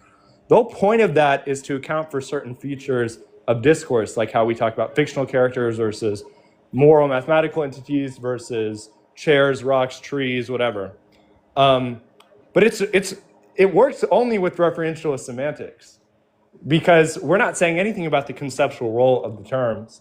We're saying that the role of these terms is to refer to certain things, right? We don't say that they're playing inferential roles in discourse. So when you're not mixing them together, you're just making what seems almost to be a blatantly inconsistent view. Yeah. But so I initially read that, well, the normative, was it modal nothingness and normative nothingness, or however it's titled, I don't remember. I had read that, and I'm like, okay, this makes sense. And I had talked about it on TikTok. I'm like, okay, this makes sense. And I said, okay, well, this is how I'm using it to refer to this. Somebody said, well, how do you know you're referring? I think it was Liam that said, well, how do you know you're referring to this? I'm like, oh, well, this word picks out a concept. How do you, like, what's a concept? And I was like confused, and I'm like, well, I don't actually know how I cash out concept on this view. And so I sort of just got terrified and just abandoned it entirely, just like left the project because I thought it was untenable. That's when I probably should have been like, well, maybe I should reach out to one of those to see what they say. I just didn't do that, so that's my bad. But it's not like you just didn't do anything. It's like you did something. You mix these two things together when, in a sense, you can. That's what you did. Like what you should do is just turn to someone KJ, like you a bitch. Amy. Your girlfriend chopped as fuck. On God. What you should have done is just go from Amy Thomason. I can link you her paper and maybe espouse her view. But I don't know why. What did you get out of butchering my work? Yeah, so you remember when I said I'm terrified for the debate? Right, that question was what I was terrified of having. And you think I'd be better prepared for it? I don't understand the utility of bringing it up. You just wasted time, and you didn't need it. Well, like all the points that you did successfully, all it needed was the conceptual role semantics. Are you asking me how do I link? Like, what's even remotely the relevance between the two? I'm asking why even bring up the truth-making stuff. Oh, because I don't think that they're reducible, and the type of account. You don't need truth maker. Like, in fact, you can be a truth maker maximalist and still think they're irreducible. Wait. Oh fuck! I guess Well, how could? How much PEP is true if there's? Well, wouldn't it be reducible? Well, no, the maker wouldn't be reduced. I see what's being You could just say the truth maker is a normative entity. I don't like if you're saying ontologically reduced, but you can still have relaxed realism if you take on conceptual role semantics. And you articulate it that way. Well, this is good. I do want to develop this view. Real quick, let me address Charsky. Listen. Who? Oh. Charsky, Hegel fan, in the comments. Listen to me. I agree with you. I was forced to vote. I didn't want to vote. But I can't help it. Like, what Mob has to do is point out that it's a butchered view. Like, the debate is a closed space. At what fucking cost? I'm not the one debating or critiquing Kayj. Okay, so it's not my fault. Mob is I'm saying in the debate. I know I'm doing that now. But I'm saying what Mob needs to do is in the debate point out those criticisms. I actually think Mob gave a very salient criticism, which is this views. I think it might just collapse into quasi-realism. That's actually controversial in the literature. But he brought it up in his closing. He should have pursued that. He should have asked a question like, how is this different from quasi-realism? In the first cross-ex, you know what? I think Kayj would not be able to answer that question. I think it would have been a wash. But he didn't do that. All right. I'm just going to go jump off a fucking bridge. Can I point out, even though you guys voted for Kayj, you're being far more critical of his performance than you are of Mob's? Well, there's a reason for that. One, I already gave criticisms of Mob's. But two, it's because I know more about what Kayj is doing than what Mob is doing. Because I wrote the stuff that Kayj is taking from. I wrote it. And, I'm also, like all authors, they're probably somewhat personally attached to their view and don't like seeing it butchered. So that is what explains the difference. You fucking dickhead. Anybody else want to give him a layup real quick? I love you, Kayj. Does anybody else want to just throw a fucking ball in the air and make a Michael Jordan dunk in his nut? I mean, do you have any? I mean, Destroyer, do you have anything to say about what abomination just occurred? I'm never gonna live this down. Hey, Evan, why do you think Kayj did so poorly? That's terrible. Moral realism. I don't know. That's what I asked him. I said, "Why did you even bring up the truth-making stuff?" I don't know. At this point, you got to think he's like actively trying to disappoint you. Zach, I swear to God, I've had enough, bro. Let me live. Let me have my day. You know, honestly, I mean, wait. Am I allowed to rescind my vote? Yeah. Hey, no. Hey, wait, what the hell's going on? No. Yes. Am I allowed to rescind my vote? Yes. No. Yes. Who are you going to listen to, me or that guy? I see multiple people saying yes and no. Does the host say I can do it? No, that's it. Well, this guy's nothing to you. You're allowed to do it. It's locked in. You can't rescind the Detroyer, vote. can we change our vote? It's based on the debate. No, that's it. It was Not changing. Now we're silencing judges. I'm being silenced. Now we're silencing judges. I'm just kidding. Relax. Not only do okay, you know what I shouldn't have done? I probably would have agreed with you. I shouldn't have taken anything. I shouldn't have taken anything from your view, right? I should have just said, well, it's probably not a good idea to quote Harry Potter in front of J.K. Rowling, right? Probably not the best idea. I mean, you really should have just done us locked in, bro. That's all you had to do. I was gonna say, okay, lock in, put it in square brackets. What you should have done. That made total fucking sense. You can't even say anything negative about that. You should have just used the conceptual role. I mean, well, here's a question, because you invoked it, but can you explain the conceptual role semantics to me? Parfit's view of it? Parfit doesn't take on a conceptual semantic role view. Who am I talking about then? What the fuck was it? Conceptual roles was. Try to remember one often meets his destiny on the road he takes to avoid it. I don't think it was. No, it wasn't. What work did I get it from? I thought I got it from Reasons and Persons. I'm almost. No. You got Tai lunged, okay? I'm almost confident I got it from Reasons and Persons, but I could be very wrong. Oh wait, I have a question. Detroyer and Evan, if you guys could change your vote, then hey, somebody get this fucking Zach guy out of here. He's a piece of shit. All right. I would not change my vote. Okay, Evan, would you? If you could. Well, look, Mom, if it makes you feel better, sure. Sure, I won, but what the fuck is this? What is the role of the ballot? That's a good question. Is it to punish? I don't know. Is it to punish people that don't understand what's happening, or to punish people that don't make the right technical moves in the debate? I'm pretty confident. I said that the role. Bad arguments part of it. I thought I said the role. Also part of it. No, I mean, on a serious note, the role of it is it's neither. It's we need to assess the debate based on the moves the debaters make.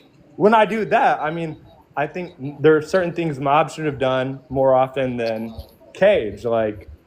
But if the role of the ballot is to punish the most confused person in the room, then I probably would change my vote.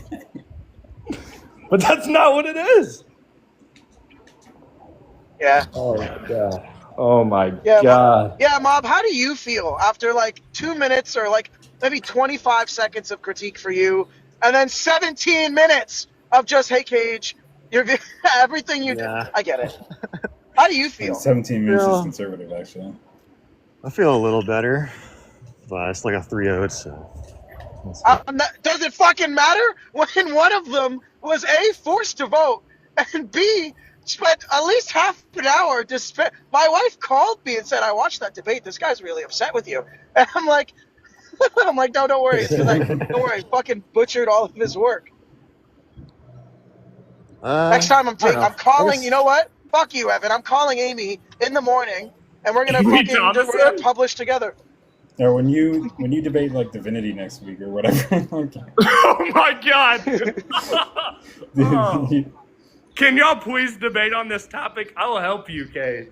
I can see it, right? Because they both do the meta stuff. So. Yes, wait, Kayj, I'll help you. That will be a beautiful display. I feel like you're just finding another opportunity to bully me. You can't what? I would never do that. You would never do that. Bullshit! Look at the last 30 minutes. I have good inductive support. I'm giving you apt criticisms of what you're doing wrong, so you can change for the better. That's true. Yeah, I could see that. If you prep him for it, you can't be a judge next month, or at least for that. Oh, that's right. Well, because I want to. Oh, you're right. He just wants to fuck up Evan. It has nothing to do with me. Sorry, Leo. At the same time, you want to make sure you want to train him on your view and stuff, but you also want to I never said that. I'm just gonna help him. I'm gonna help him with the conceptual role semantics. I don't need to be mentioned once in that debate. Okay. All right. I mean, if you want to be a judge next week, or if you want to help Kayj, that's up to you. I won't prep him on one. I want to be a judge only if they're again debating meta ethics, because then there's a reason for me to be a judge. Yeah. I'm certain meta ethics are going to be prominent in the next rounds.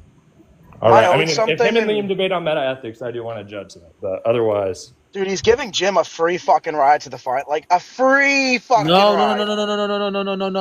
No. Freer than Stevie right now. Divinity's going up against Joey.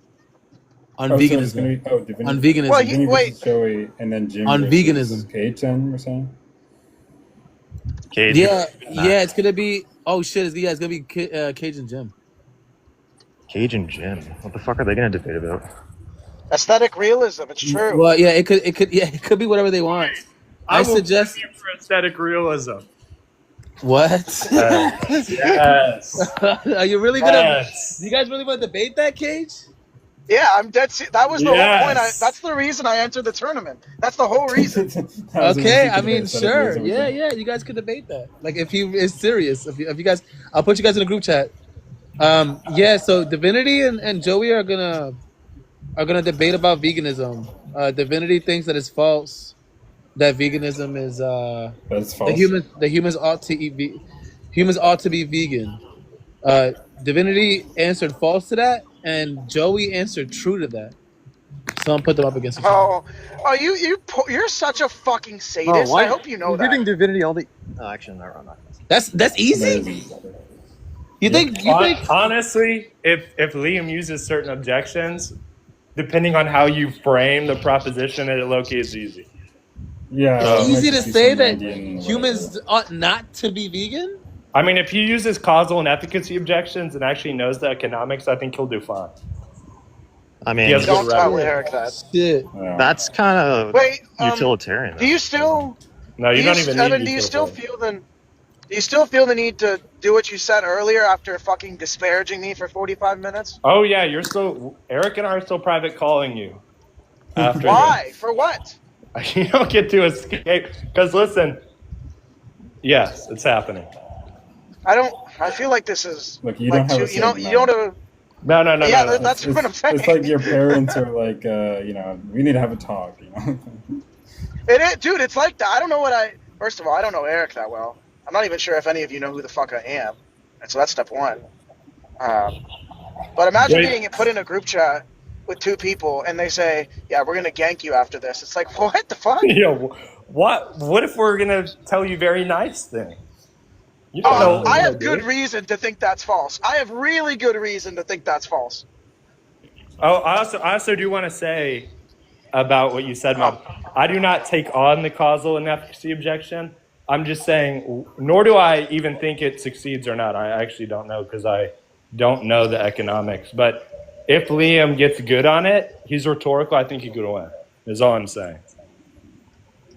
How does that not assume like consequentialism though? I don't think you would take that way. I mean, the way that he could articulate it is something like, if there is causal inefficacy, then it doesn't actually cause any more, animals to die or whatever. And then it's within your self-interest to, eat meat. I don't see why that wouldn't be in line with egoist ethics. Yeah, but you could like reductio that with other scenarios. Well, I mean, I think you can reductio his view in a billion ways. It's stupid, but... Wait, Detroit, how come you think the motivation stuff like didn't matter? I'm curious. So I thought that mattered. Well, I mean, you just say, although I don't think he really said this, that he doesn't think that he's not a motivational internalist. Like I don't, or he doesn't think that the moral facts are necessarily motivate him, or whether you believe them or not. And then what? Like I don't, like what's the issue? I think you said you were going to bring up some problems for if you take some externalist view. I think you said something to that effect, but you didn't really say much.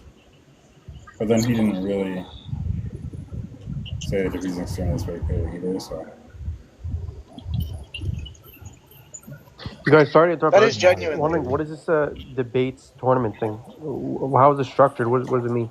Sorry, I didn't mean to interrupt anybody, but someone fill me in.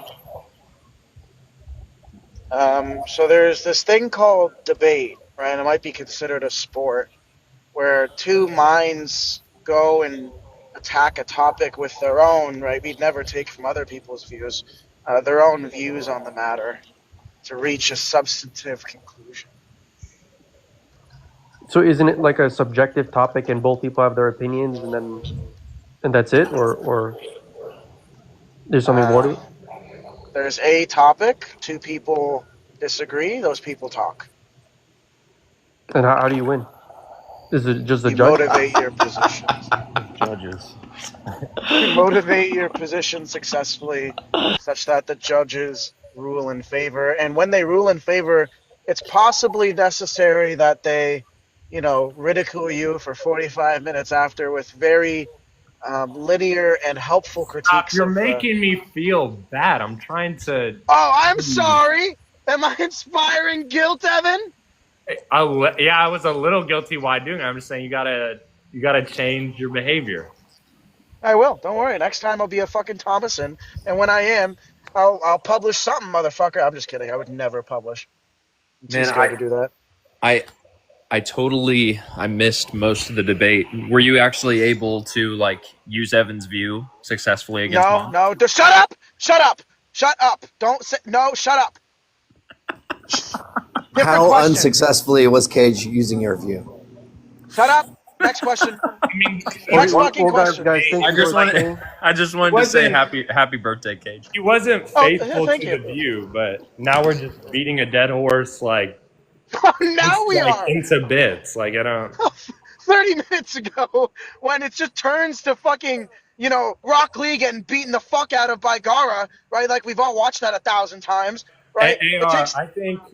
I think what you should do is you should just cut me chastising Kayj out of the part of the YouTube video for this, so he doesn't have to relive it. Okay. I think that's going to be Coco's going to make that the opening. You don't understand. Last debate, or a while ago, I was a judge, and the opening was just me yelling at Haru for the dumb fucking shit that he said. It wasn't even related to the debates. It was just me yelling at Haru. Well, all I'm saying is, host, let's give him a good birthday wish, and let's just cut that out. You guys, thank you for explaining. I'm gonna go. Happy birthday, thanks. Happy birthday. Oh, thank you, sir. Are you going to give me a gift and not prompt Evan to ridicule me again? What? Oh, like a coin gift? I already gave you one. No. Just don't prompt Evan to ridicule me. Oh my God, you have 6-7 coins. Yeah, like 50 Oh my of those God. for me. Listen, who's the matchup in the next round? Have you decided? Can't believe you decided. Yeah, me and Jim. Aesthetic realism is true. Liam has gotten the easy route every time. Happy birthday. Thank you, Kaysen. Well, it was either that or Jim was going to get you, easy youngins? Liam, listen to Liam's path here. He had to debate a guy, this Lehman character, who was trying to defend that moral realism isn't possible without God, and then he got a bye in the second round. And now he's gonna get. I'm not saying there's anything wrong with Joey. Yeah, come on, wait. We got to easiest change of the this three. bracket. We got to change this bracket. He's the easiest of the three people left. I think Liam should get a tougher matchup. 100%. Given you probably have the most rhetorical prowess. He's gonna get. But look, think about it, right? It's either that or Jim was gonna have an easy route, or Kayj is gonna have an easy route. No, Kayj had to go through mob. Yeah. Kayj had to go through. Yeah, it's true. Yeah, and got fucking battle scarred in the process, mind you. Who did Jim debate in round 1? I forget. Jim debated hyperintentionality. I think Jim and Liam should get paired up. I think Jim and Kayj. The whole reason I did this tournament was to get the aesthetic realism prompt with Jim. That was the whole point. Yeah, I'll let him get his wish.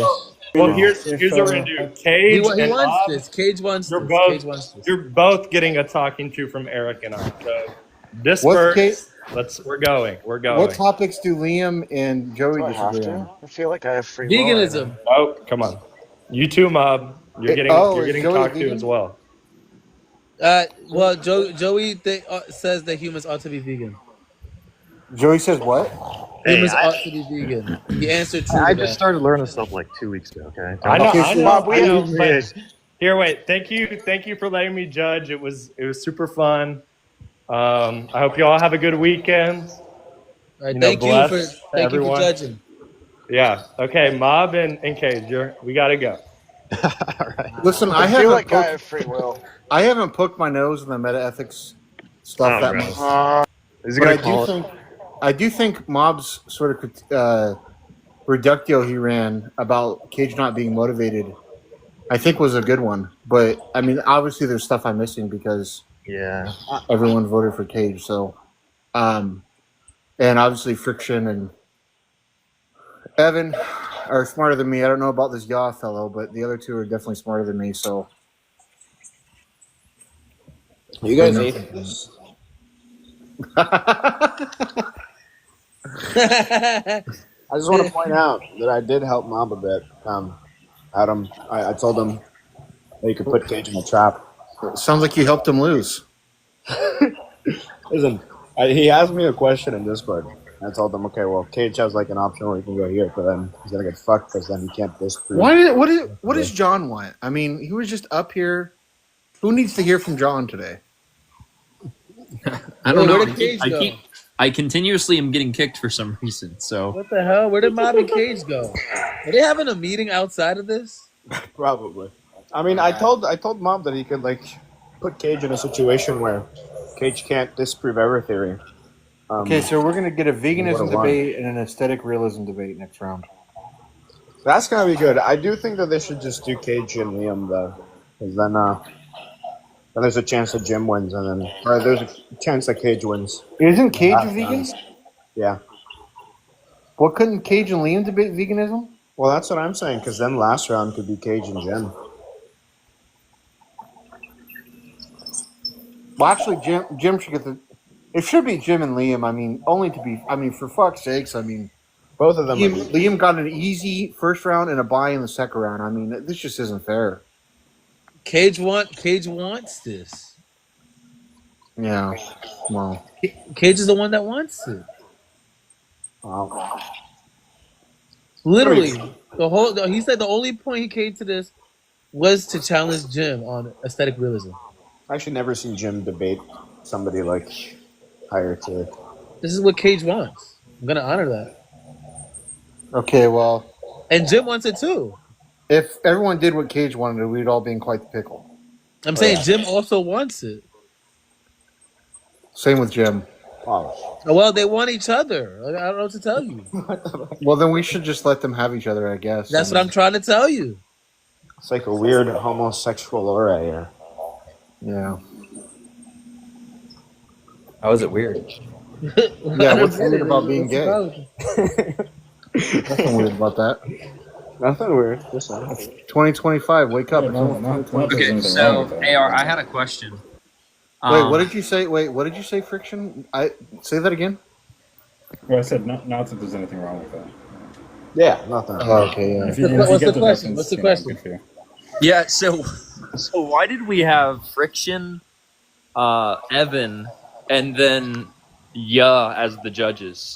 Like, Ya, comparatively, has only done philosophy for like a little over a year. I know. I think Ya did fine as a judge. He took notes and he paid attention. Yeah, Ya is. No, I love What's Ya. wrong? Ya's my boy, but I was just like the type of. No, do you think he underperformed as a judge? Well, it might just be the case that perhaps Friction and Evan are just overqualified for the job.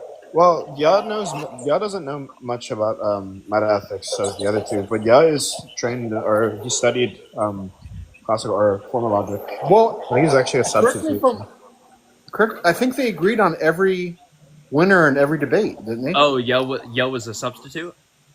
Yes, I didn't agree not a with substitute everything. judge. I'm saying that I think he's a substitute in logic, like We're- as a teacher.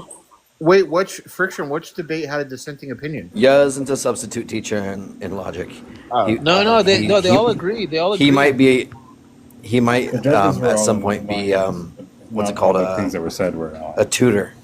Oh, tutor. Sorry, not substitute. My bad.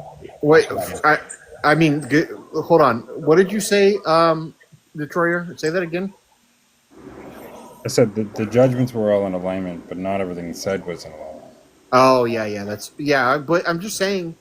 Yeah, I mean, I'm not saying anything. I'm not saying anything against him. Like again, Yuz in my camp. He's a theist. So like, we're chill with each other. But it was strange seeing it. I think went first on every round to judge, and he picked the same conclusion on each one as both Friction and Evan. Yeah, so that's amazing. Yeah, that's something to say. I mean, I'm just saying he seemed to be. I mean, like, well, Detroit pointed out there's different reasons how they got there, but yeah, they seem to agree on the conclusion. So I think there's something to say there. That is actually true. That is true, sir. I just want to point out I think Mob should have won. There's a go. That's an L on the judges.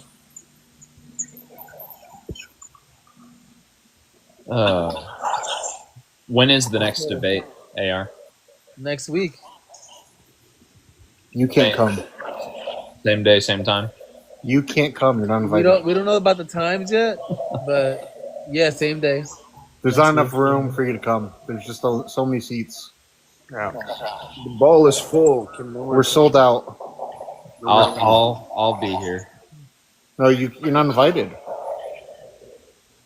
I'm gonna block you on this account the day before. Yeah. Are you a mod in here, sir? Why don't you click on my cute little PFP and find out, motherfucker?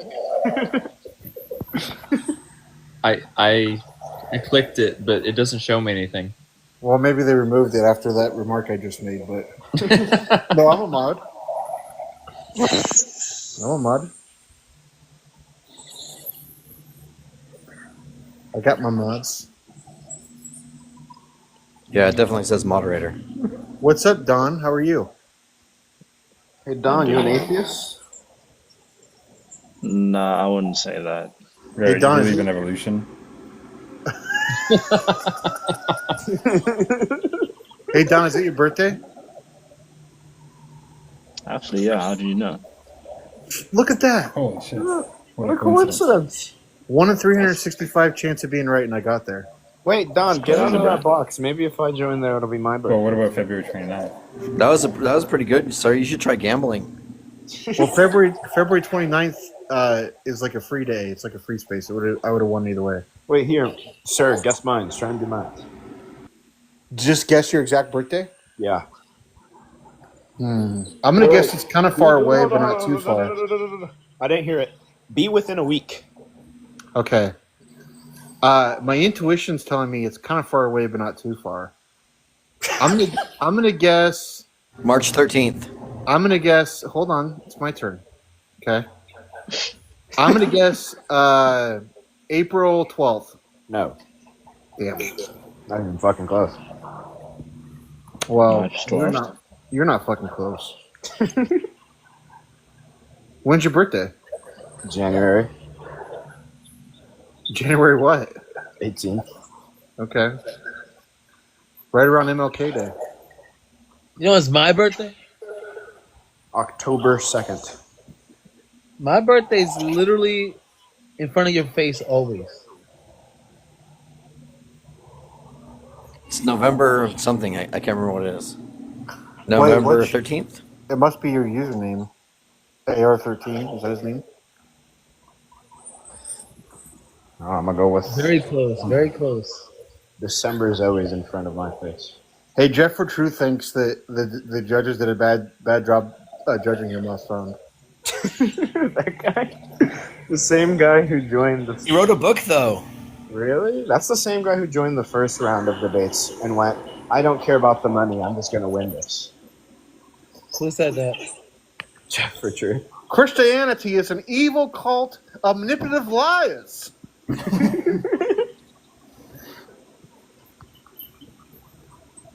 And the Get there. And the Jews aren't real. That was wild. Did he actually say that? Nah, he didn't say it like that. He didn't even say that. He said that everyone chooses to be Jewish. That's he implied that there isn't an ethnicity. Yeah. He's saying that you could. Yeah, he said because nobody can track their lineage back to Jacob. But then I don't understand what that means. But then I got into then I pointed out how Christianity is different than Judaism, because Christianity kind of popped up all over the place. Where Judaism's like one group of people, they came from like one location. They like share the same bloodline, right? And he's like, well, Christianity counts as an ethnicity too, because they share culture. Isn't that the bold mythicist guy? Yeah. Right. It's fucking hilarious. He's a loon. I mean, they're like mythicists are like astrologers too, like what astronomers are. You know what I mean? Like they're like astrologers. Well, not all of them. So I think there are mythicist models that can work, like Carrier's. I think could. I just think Carrier has rather bad hermeneutics. I don't think any mythicist position is tenable at all. Well, do you know what Carrier's model is? It doesn't matter. Like I just go with the mainstream historical model. Sir, is like a legendary legendary figure hypothesis? Is that mythicist or no? Like that Jesus was a real person and legends developed from him? Well, like I would say there could have been a real person or people that were all formed into one. You know, legends about. That sounds like that's agnostic. mythicist. That sounds like you're being agnostic. No, I am I'll say that's agnostic. mythicist. No, that's mythicist. Yeah. What's it called? You realize that a lot of the historical models disagree with each other, right, Don? Which one? I'm talking about the mainstream one. Well, I don't know what you mean. I don't know what you mean by mainstream one. Yeah, so the mainstream historical position on Jesus existing as a person. Well, there's disagreements. There's disagreements over that. There's disagreements over like what attributes you can know about him. That he existed. No, not over that. I'm just saying there's different models on how they get there. But did he exist though? That's what I'm trying to get at. Yeah, I think he did. But I'm saying there's different models that kind of get to that conclusion, and they disagree about different things about him. Yeah, right, so they might disagree about superficial things, but fundamentally they all agree that he existed, and there's some minimal facts that they agree about Jesus. Well, like, for example, like Carrier's model isn't really that far from someone like, John Dominic Crossan or somebody like that, right?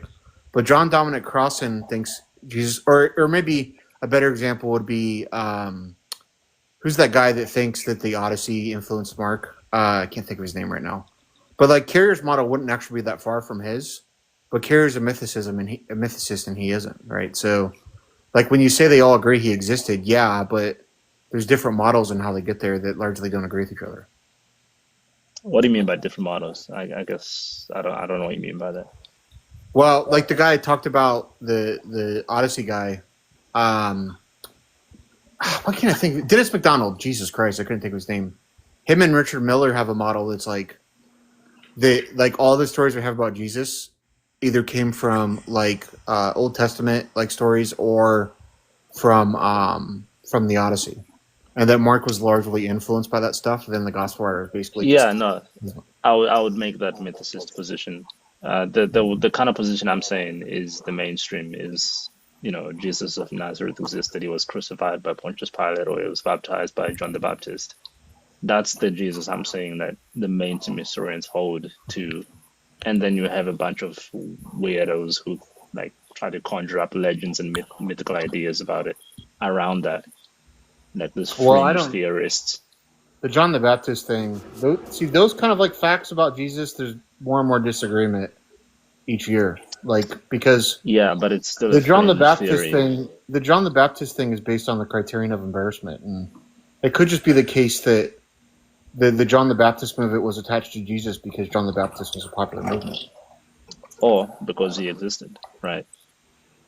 Yeah, I'm just saying, how would you tell which one how would you tell which one is the case? Yeah.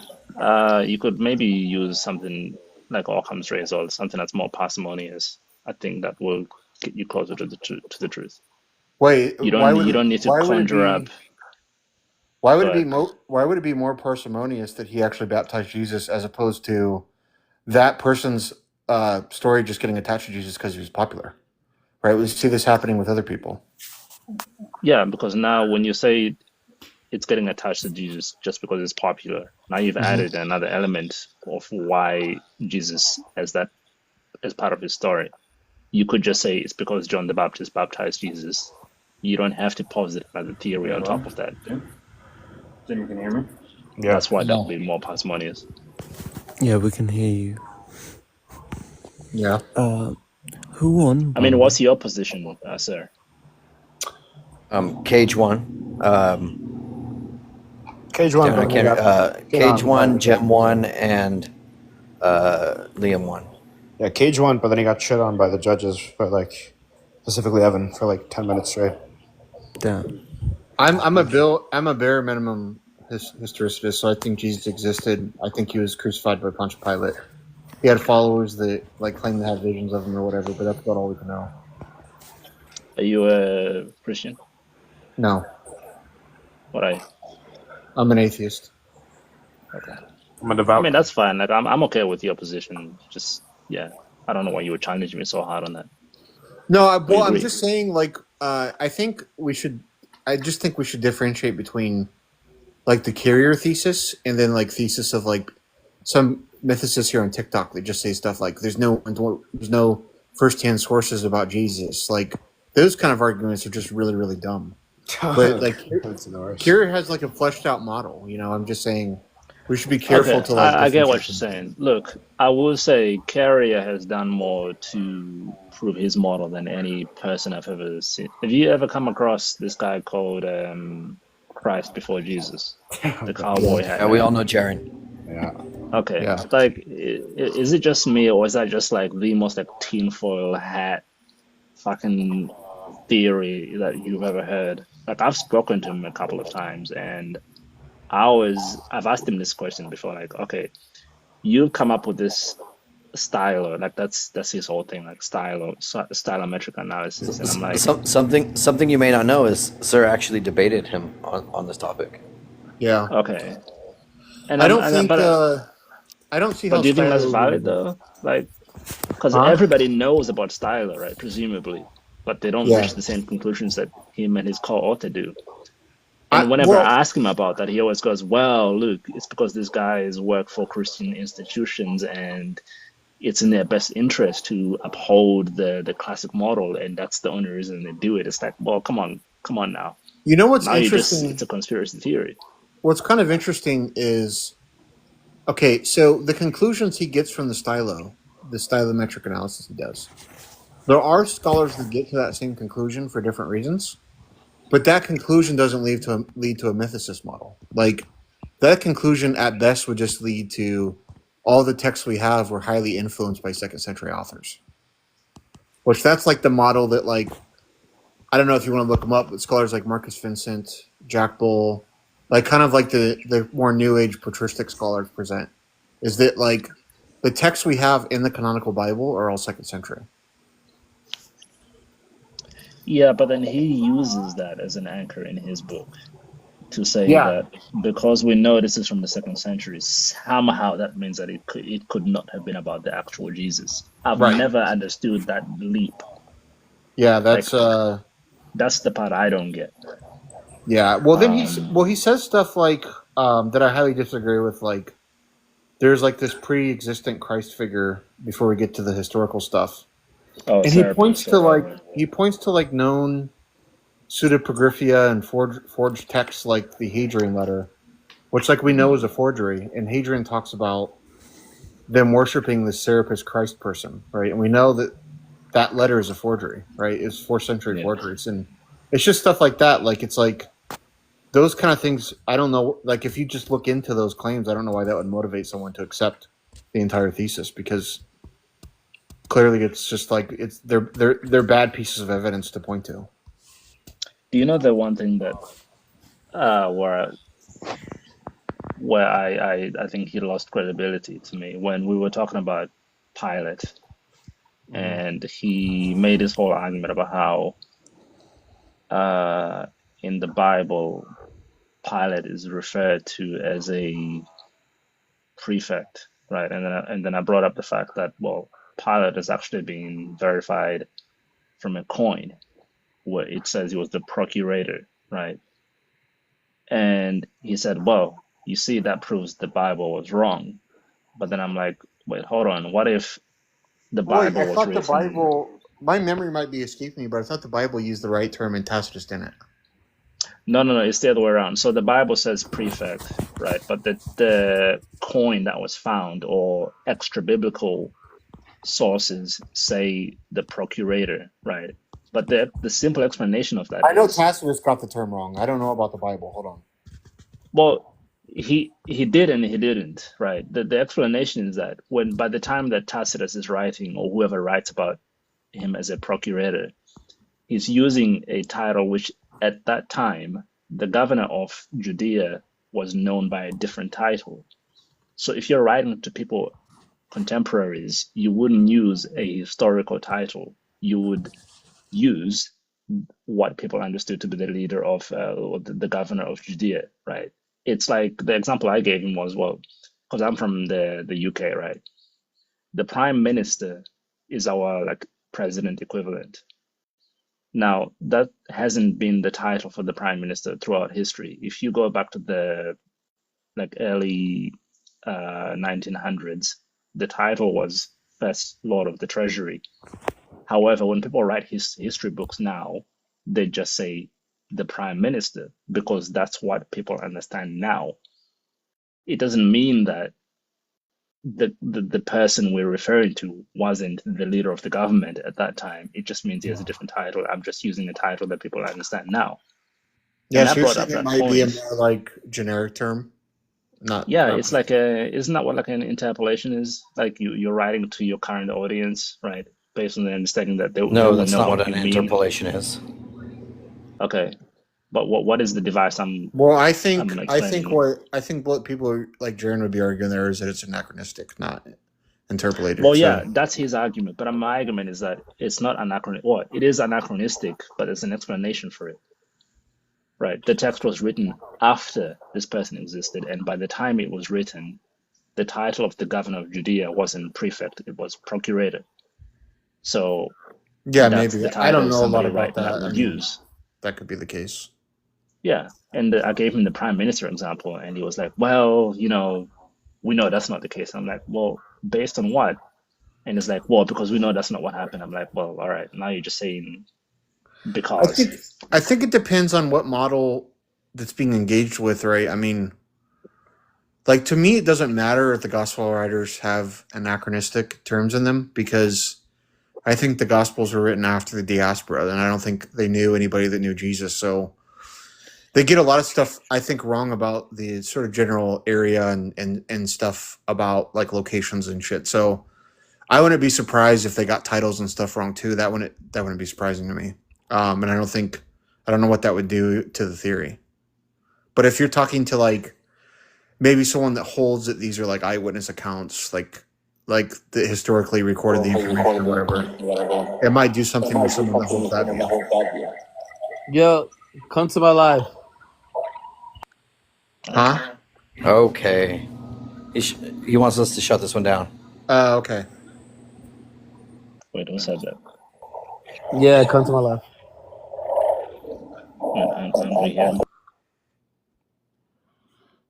No, AR. Go to AR's live. AR. I don't know what that is. You know, AR_11_13. That's my @. Okay. All right. Yeah.